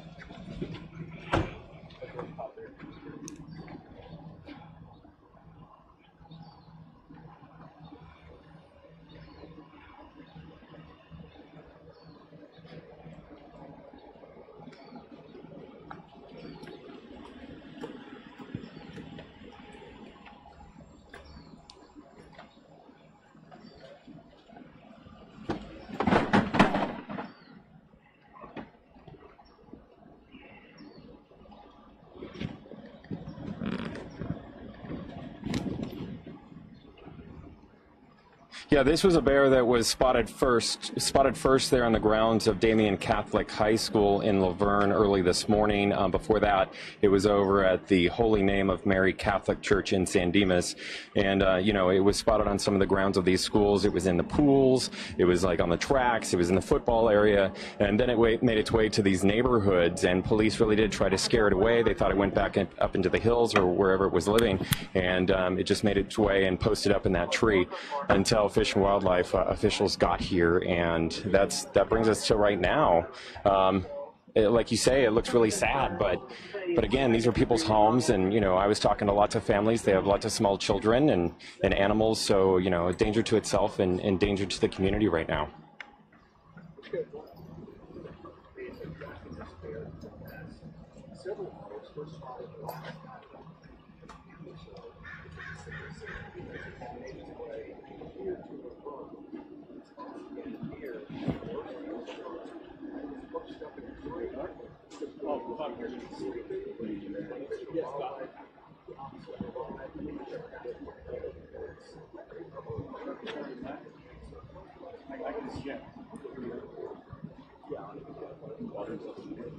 Yeah, we have a lot of people out there with their cell phones, a lot of people keeping their distance as much as they can. Police really keeping close watch of residents that they're protecting, making sure that they don't cross past police officers that have created some sort of a barrier around them. And then also it's the Fish and Wildlife officers here that they're getting ready to move the bear once it goes to sleep, hopefully soon.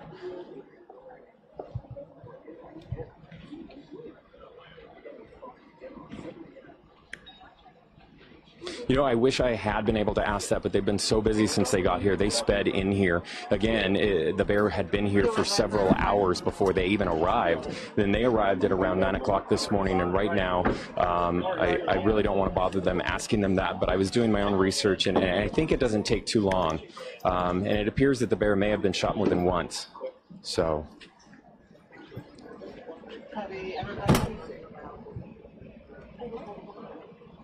Yeah, I have a lot of residents standing by. Let me see if I can get, as we're looking at these pictures, what's going through your mind? You live in this neighborhood. You have your cell phone out. Are you worried? No, not at all. Not at all. these bears come down looking for food or water and just get caught up and just trying to find their way back home. What's your name? You live a couple blocks away. I saw you earlier. Yes, my name is Steve. Okay, so Steve, what are you thinking right now when you see these officials, you know, so close to this bear? We're actually across the street from this bear. Yes, I see them all right here. I'm not worried whatsoever. It looks like they tranquilized the bear. The bear looks like he's just starting to fall asleep, and hopefully they can get him without any incidents. 250 pounds, but looks skinny, and it looks kind of sad, but it's for safety, right? That is correct, 100% safety. That's what they're looking for, taking care of us out here. Have you ever seen anything like this? I have once before when the bear was struck on the 210 freeway and Fruit Street not too long ago here in Laverne.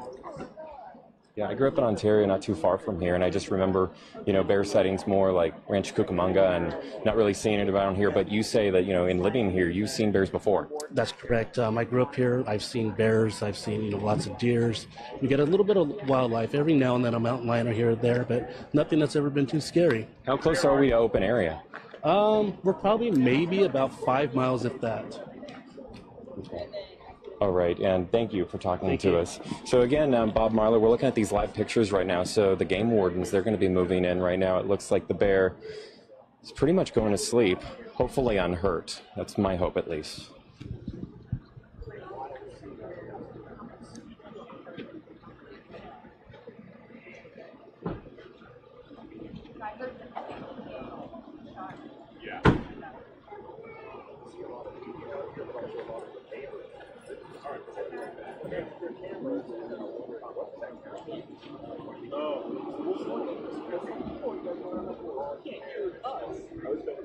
Yes, jump in my freaking car. It's still on us. Really good run around.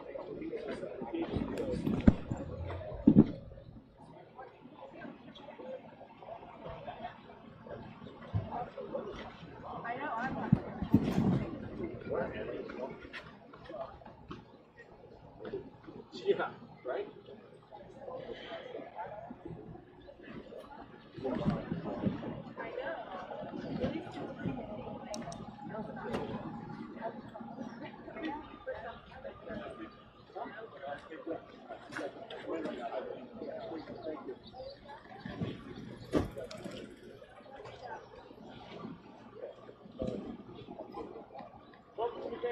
Don't get anything. Come on, guys. We all got a good shot here. Thank you very much.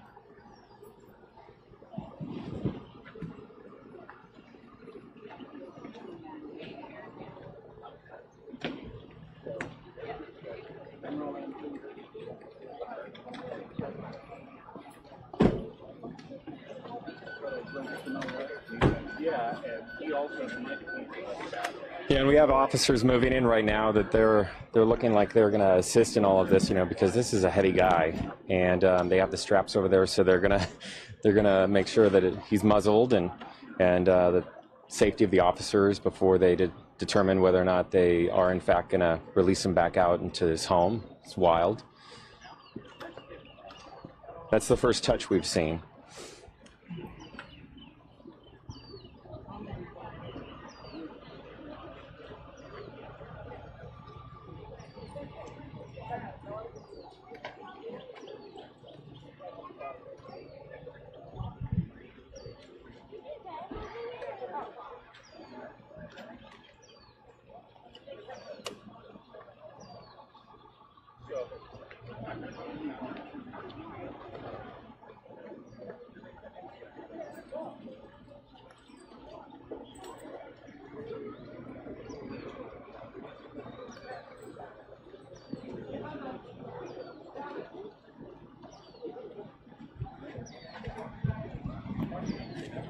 And I'm going to have a car come out just so you guys know. Just so you know, there's going to be the older lady come down to you.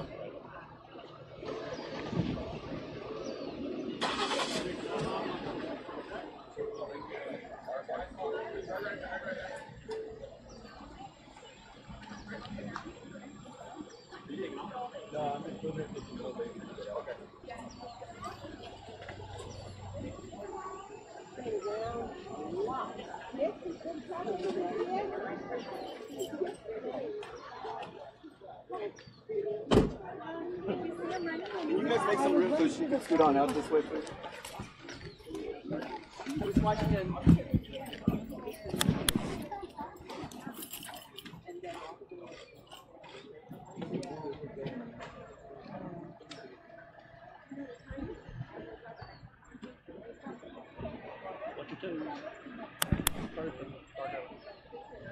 Car.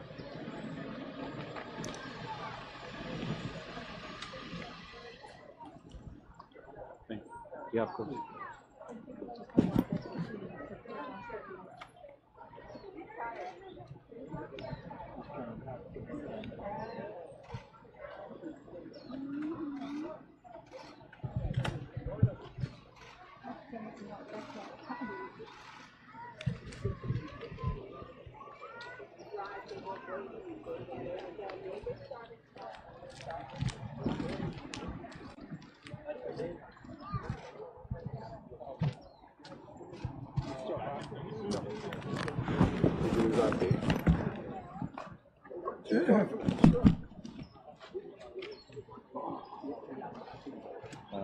Just need a little bit of reaction and work sweet. What are you doing? Missing the action. You're not in the show right now. Commercial.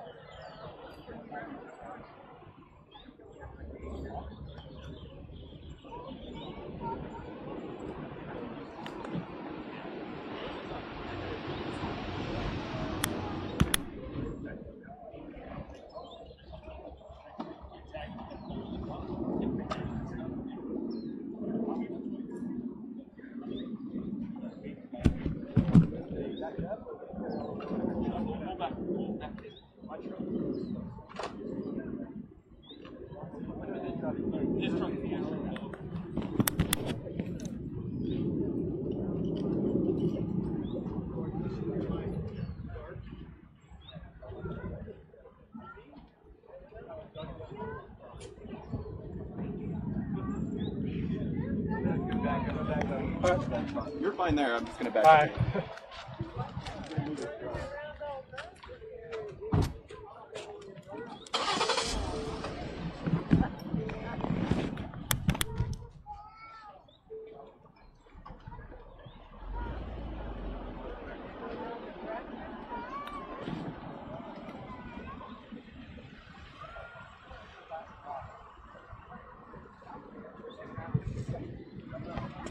Get some quick sound. They'll lift them up and we'll get that shot.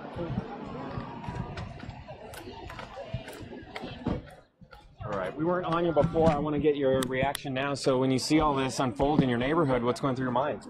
Oh, just that I'm watching these guys. They're doing a good job keeping the animals safe and keeping all the residents here safe. I'm glad that they're doing that. Frightening moments, intense moments. What were the moments? It was pretty intense. Just watching the bear going from tree limb to tree limb, making sure that doesn't fall down. But I know with wild game and the police here, they're doing their job and they did it well. Have you seen bears in your neighborhood before? I have, yes. I see that quite a bit here in Laverne. Okay, and just talk to me about, the process, when they were shooting at the bear with a non-lethal force, and now when you see them close to the bear, they're going to pick it up, what was going through your mind when it was running? And then you were following. Yes, I was following, so I'm very curious. I like to watch stuff like this. It was nice to see that they did get the bear. Just a little sad watching it going down, but I know it was falling asleep. It did its job, and the tranquilizer worked pretty quick. Bear went down slowly and safe, and now he's getting picked up, so it all works out good. Your name again? Steve. And your last name? Padilla. Spell it for me. P-A-D-I-L-L-A. And then Steve with a V? With a V, correct. Yep. Got it. Thank you very much. Thank you, guys.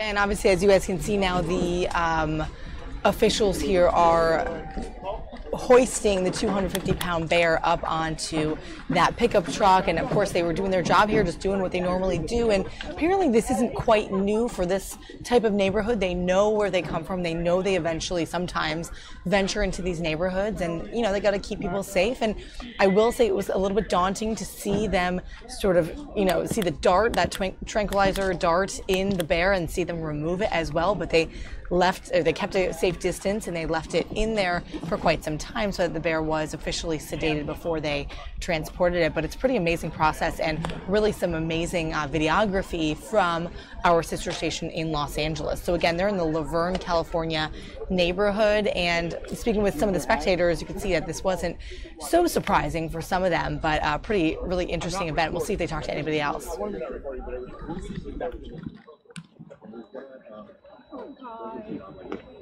They were people, but they had beat. So that's why you see. Yeah, I'm not sure what there is. So I wasn't there, but I tried to show out of the tree. Just live picture, no me. Copy that. I'll tell Brian. Brian, live picture only. When? Coming up. But they didn't have paint. It's just like you put paintball. I'll cue you. Instead of paint, the next have paint. Also, they were hit with tranquilized. Yes.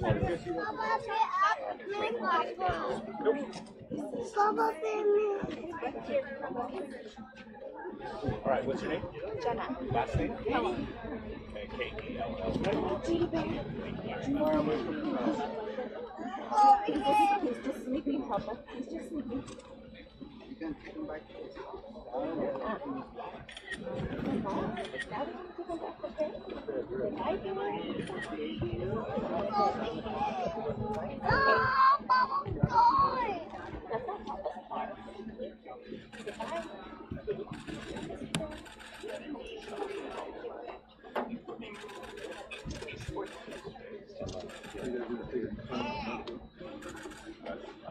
I'm up here. That's those guys over there.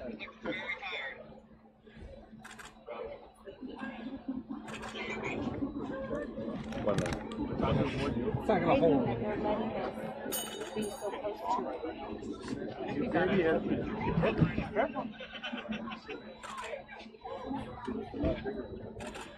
Isn't that just like, it's like, David, kind of.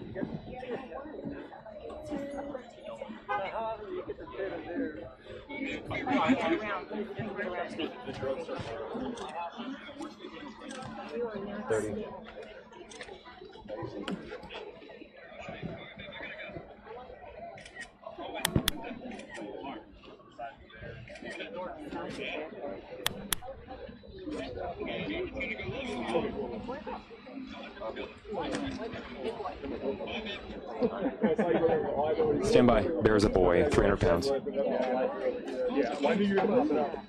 I knew you were going to pop it out. I also have my throw. Even if I grab it out, I throw my throw over. I've got 3 of them across my plate carrier. So you were I've already got that back. Then we go on, and we came back, and then, you know. Yeah. Clear. Oh, okay. Pull through, I'll follow you. So let me ask you a couple questions. What do you think about all of this? You live nearby, right? I live over the wall, like just on the other side of this wall over here, and I was really scared. I heard my dog barking. This is my cousin Carly. And So what was going through your mind when you saw it run and you see all of this right now? My uncle was outside, and I know my dog's inside safe since I've been out here for a couple hours, but it was kind of terrifying. Yeah, I was really scared for my dog. I just grabbed my dog. I was like, "You're coming inside." And now, what do you think when you see it back there? I just hope he's okay. He's not too traumatized. He's sweet. Yeah. What's your name? Carly. Spell your first and last name. CarlieCabrera. Audrey Arbayo. AudreyArballo. Thank you very much. We're going to get a shot of this truck moving. So. Thank you very much.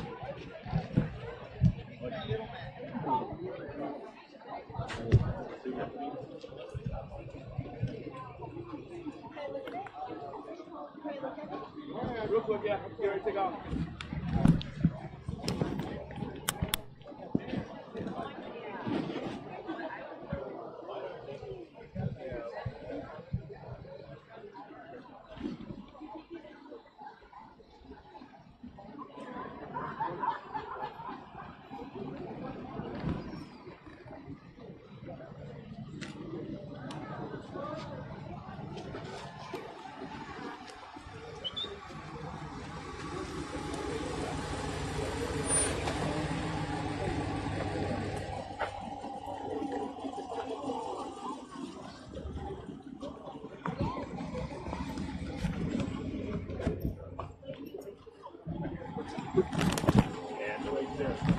Us. Somebody's lawn and grab Thank it you very much. Hey, I didn't mean to get you a shot either, man. Killed me. I got one ran right by me earlier, so. Hey, good stuff. Thank you. Is he driving? Yeah. He's not sober. You guys chase him down, he was stumbling.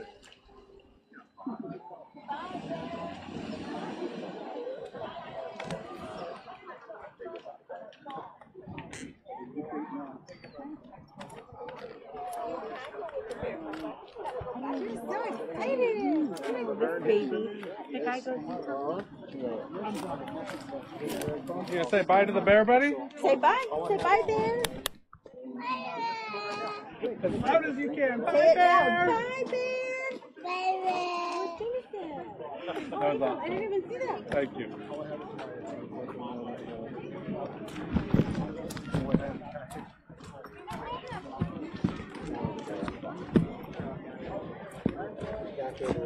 Oh, yeah,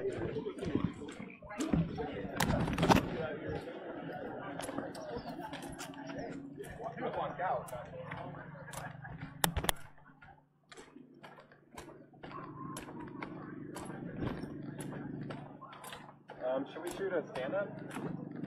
Yeah. Intro and tag here. We're not live, right? I don't know. Okay. All right, go ahead and put that down right as they go by.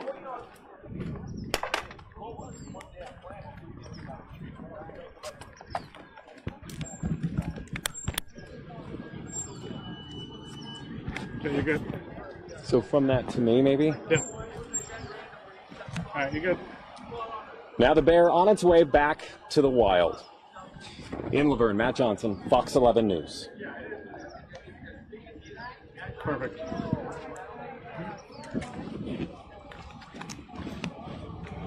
You're good. Now the bear making its way back to its home. In Laverne, Matt Johnson, Fox 11 News. Perfect.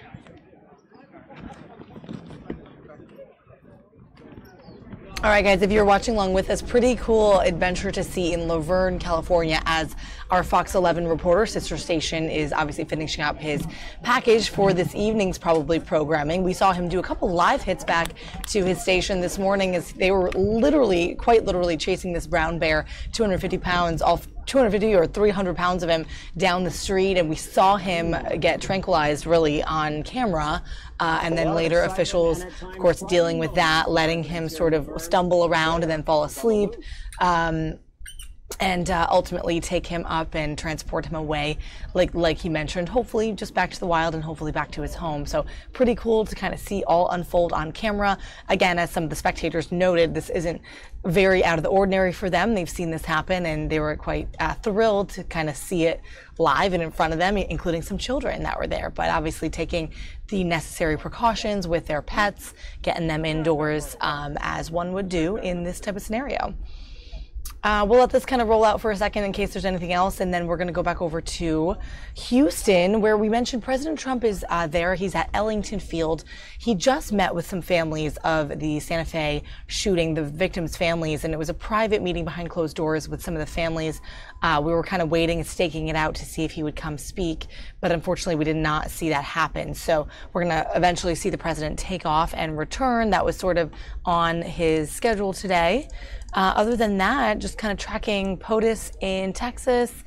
This is all coming just a day or so before seniors graduate from Santa Fe High School, so it's quite meaningful for him to be down there speaking with the families.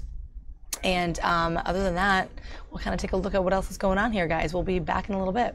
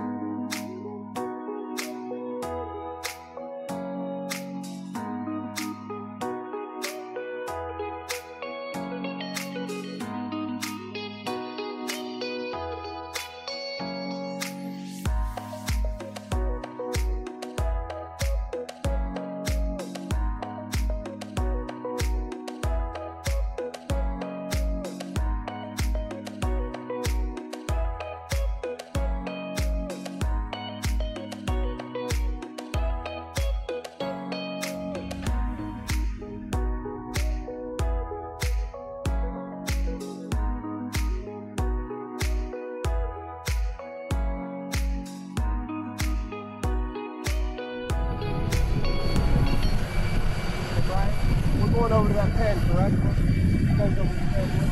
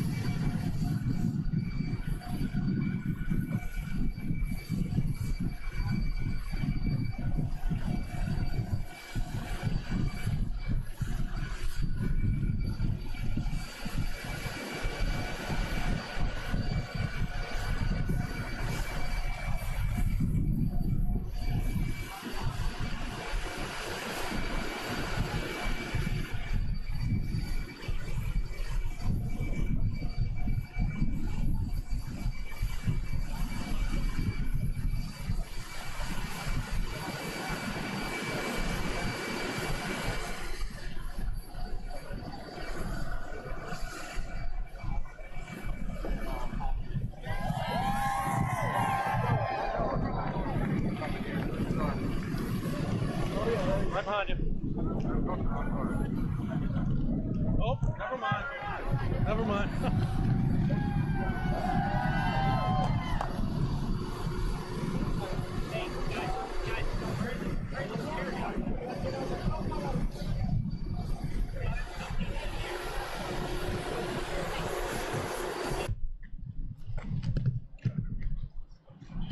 It should be. If it isn't, nothing I can do right now.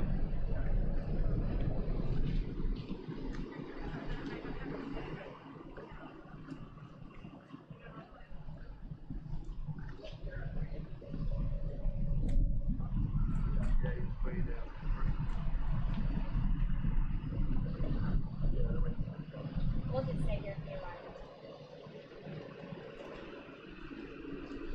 John? Yes. Yes.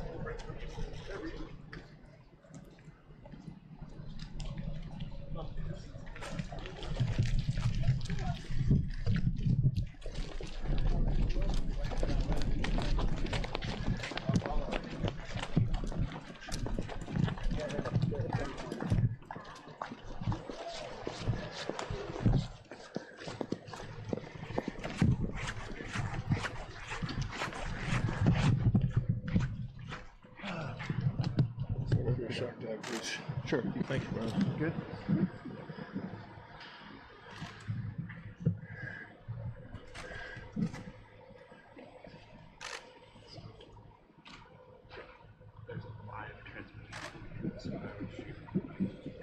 Okay. Cruz? Yeah.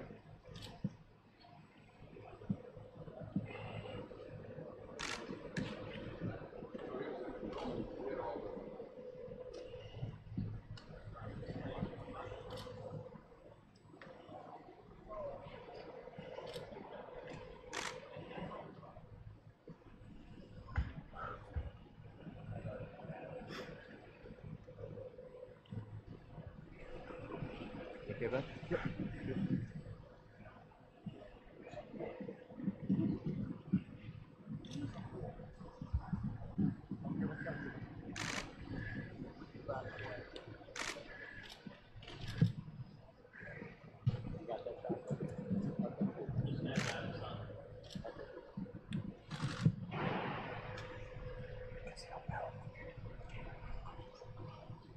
On the charm.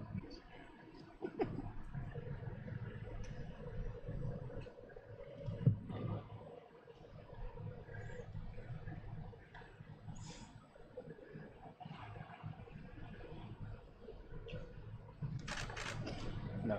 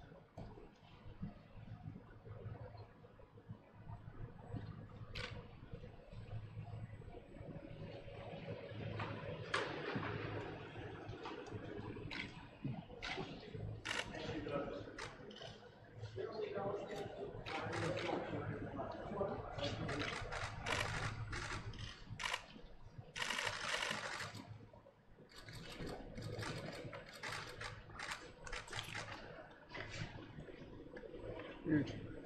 Coming up. Coming up. Johnny, coming up.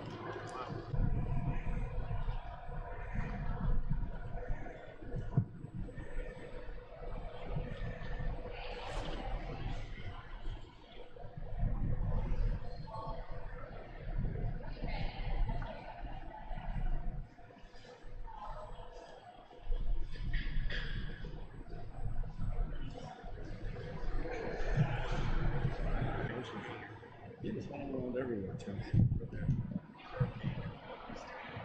Oh, really?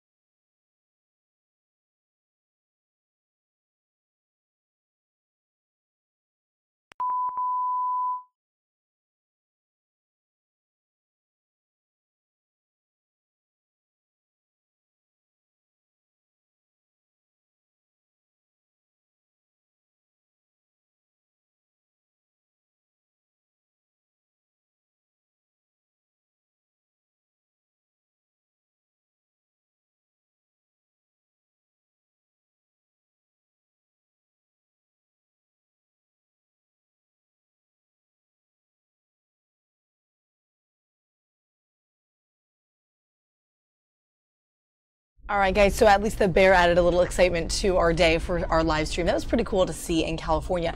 Over in Houston, just confirming some of the details here, that was President Trump meeting with the Governor Greg Abbott in Houston. In less than a couple hours, he'll be wheels up to Dallas, where there he will meet with the victims' families. So no real official words to the press. You could see they kind of posed for a few photo ops there with the governor, and Senator Ted Cruz was there also.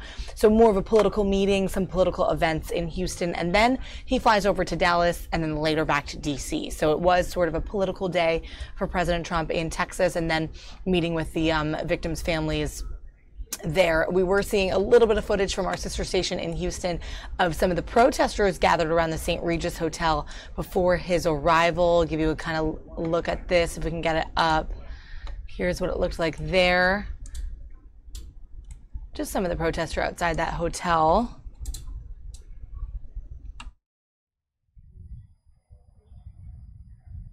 Yeah, no real sound on this, but just kind of a look at what it looked like there. People meeting in Houston there surrounding the area where President Trump would at least be near, or where his meetings would be. And they were yelling stuff like Trump worse than Harvey, of course referencing the hurricane that hit the Houston area. They've been through so much in this past year. So protesters gathering here around the St. Regis Hotel before his arrival. Again, President Trump is going to be traveling to Dallas, so that's coming later on this afternoon. Right now we have one other thing that's popping up on our live stream, so we're going to jump over there and bring you that in just a moment.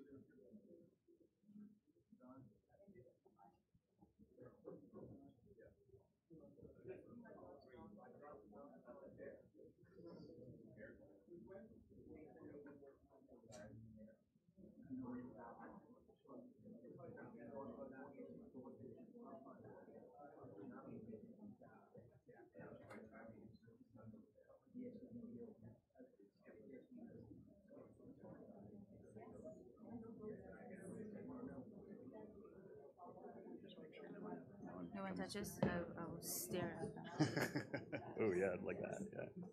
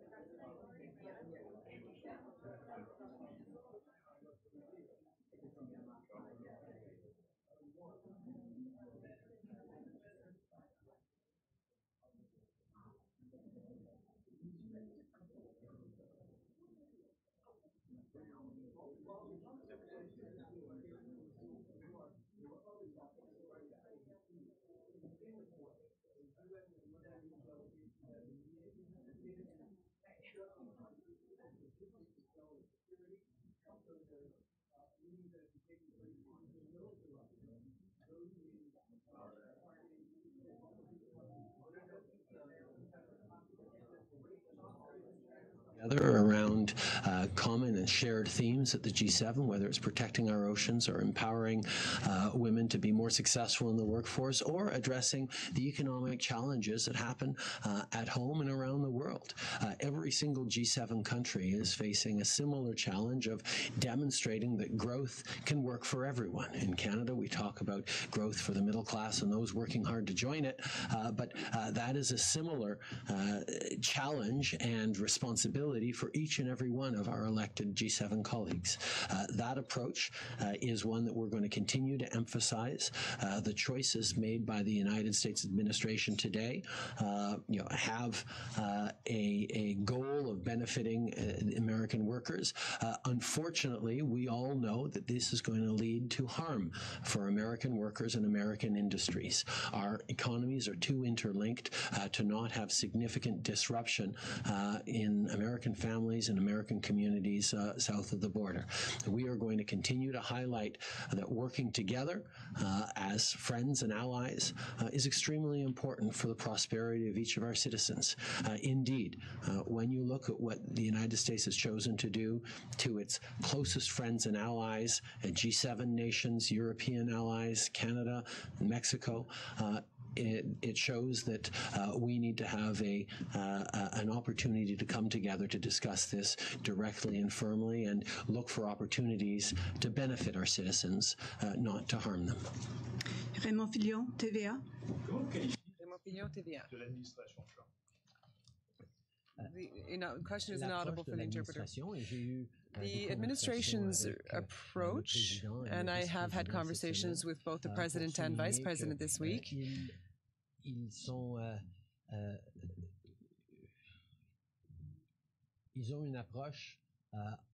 to emphasize that they have an ideology-based approach that is pro-American.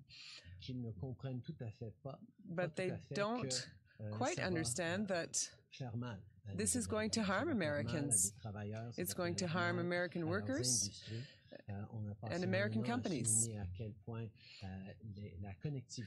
We emphasized how important the connections amongst our two economies are for citizens of both countries. Unfortunately, I think they will now discover that they cannot impose such measures without harming their own people and their own workers.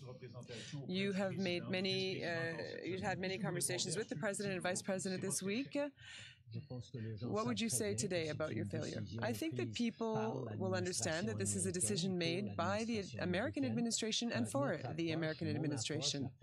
My approach, our team's approach, the approach of all Canadians has been to work together.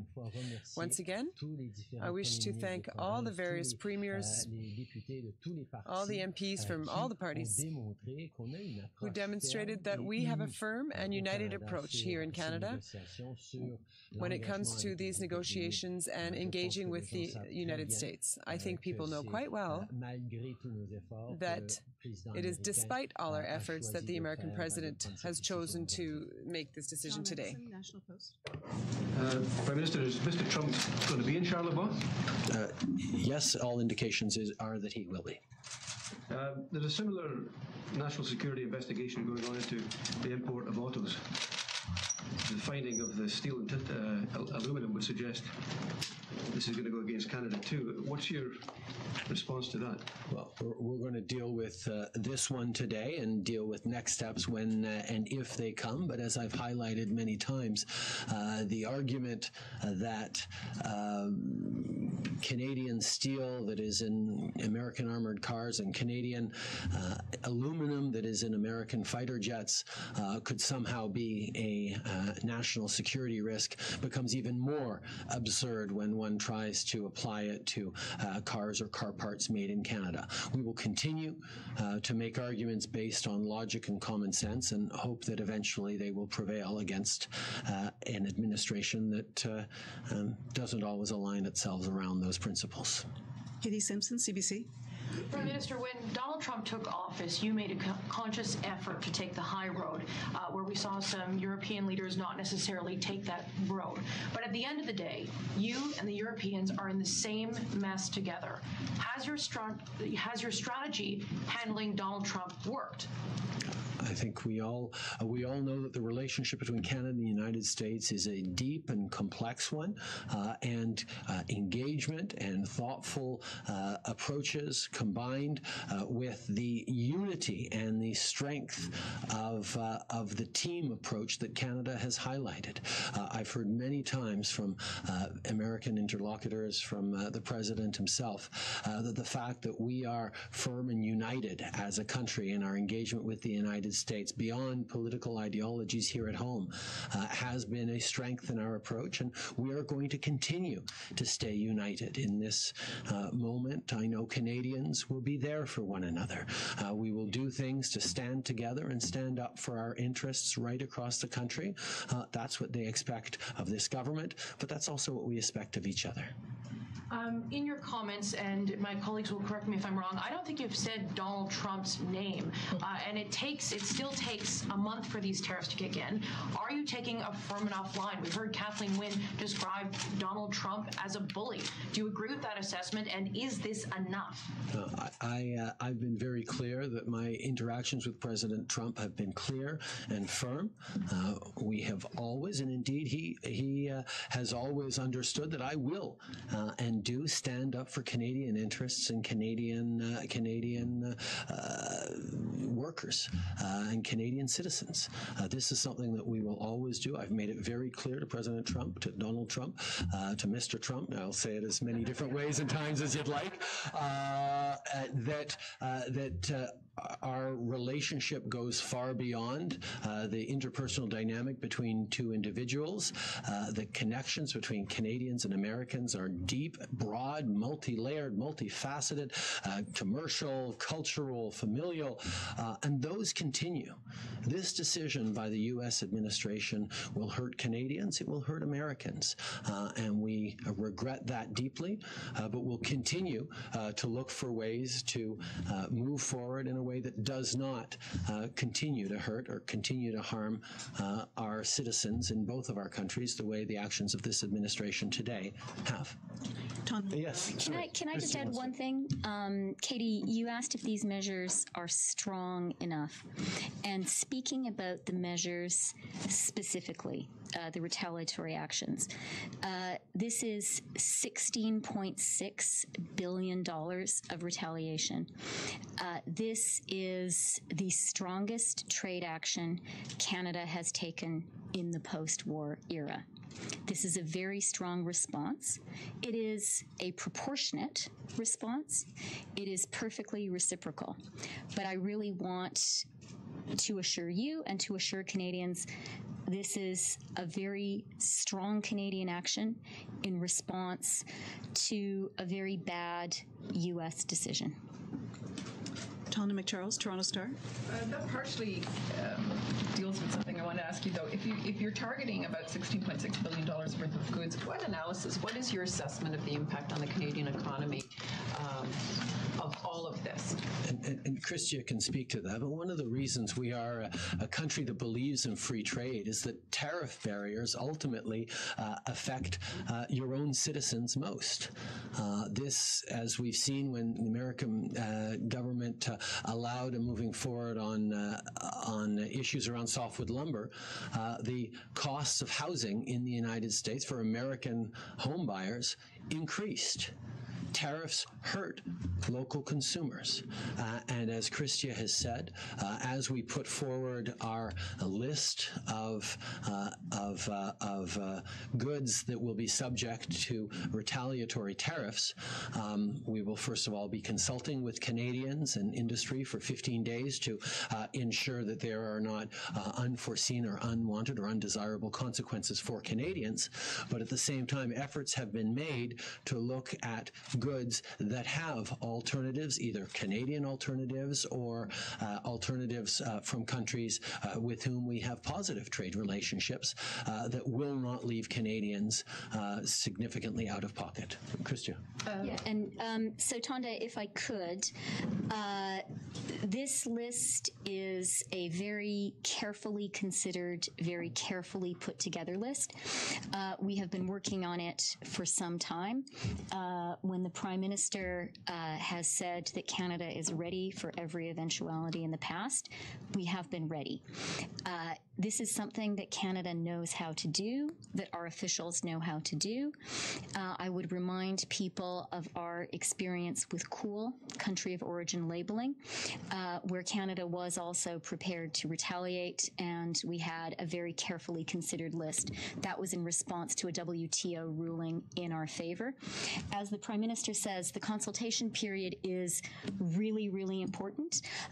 We expect to get very useful feedback from Canadians, and we expect to use that period to refine the list. So please, everyone, start giving us feedback. Canadians who are watching, you can start right now. As we said, and as the Prime Minister has said, the list has been put together with a few considerations in mind. One has been to support and defend the Canadian steel and aluminum industries. They are now facing unfair barriers in their exports to the United States. It is appropriate that their U.S. competitors should face equivalent barriers in exporting to Canada.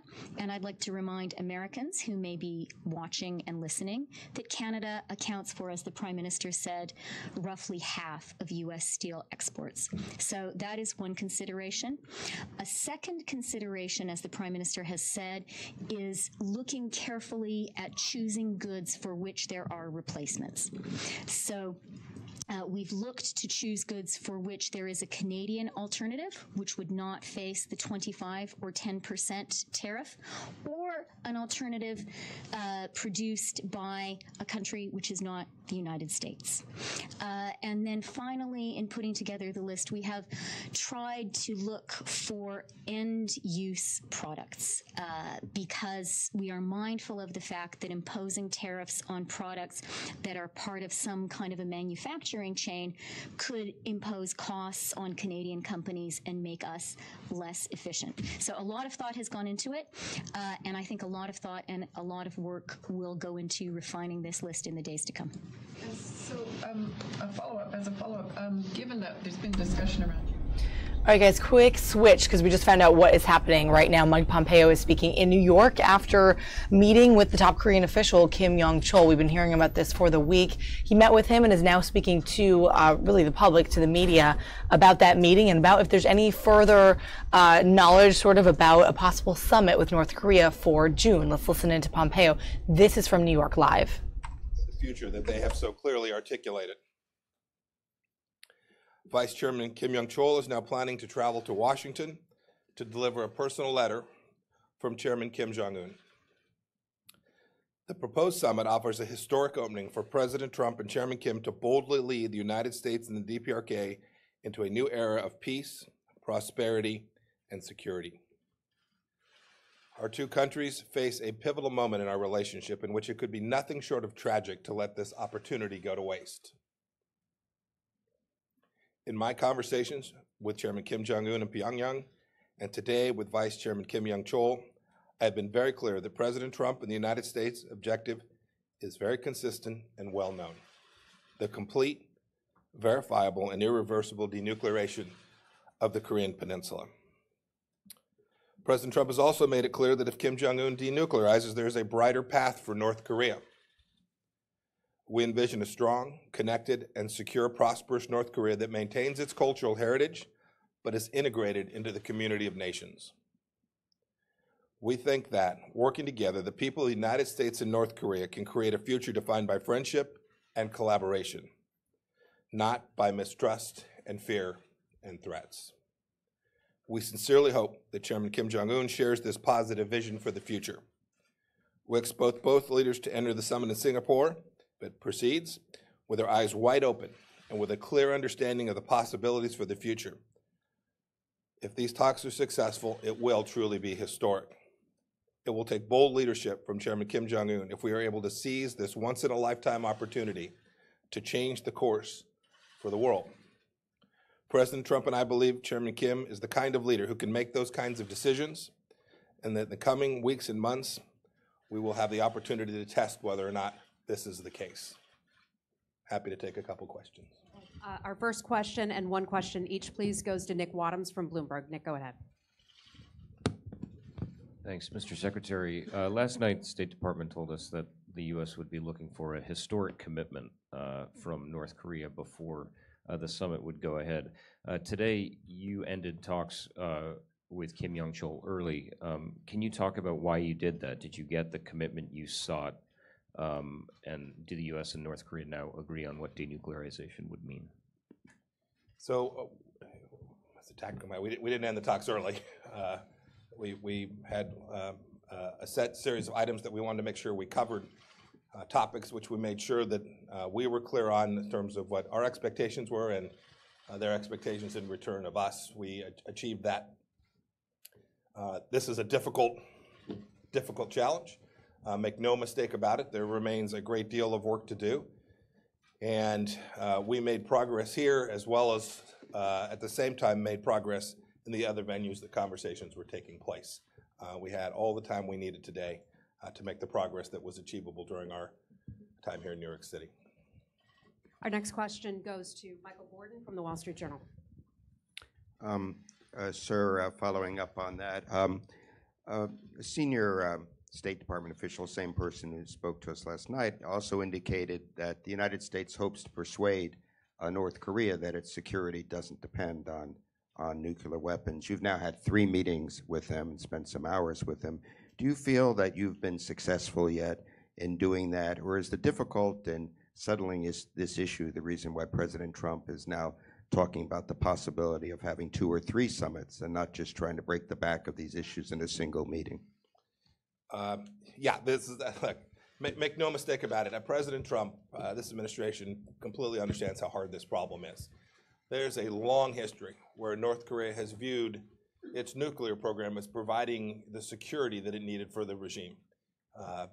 The effort now is to come to a set of understandings which convince the North Koreans of what President Trump has said.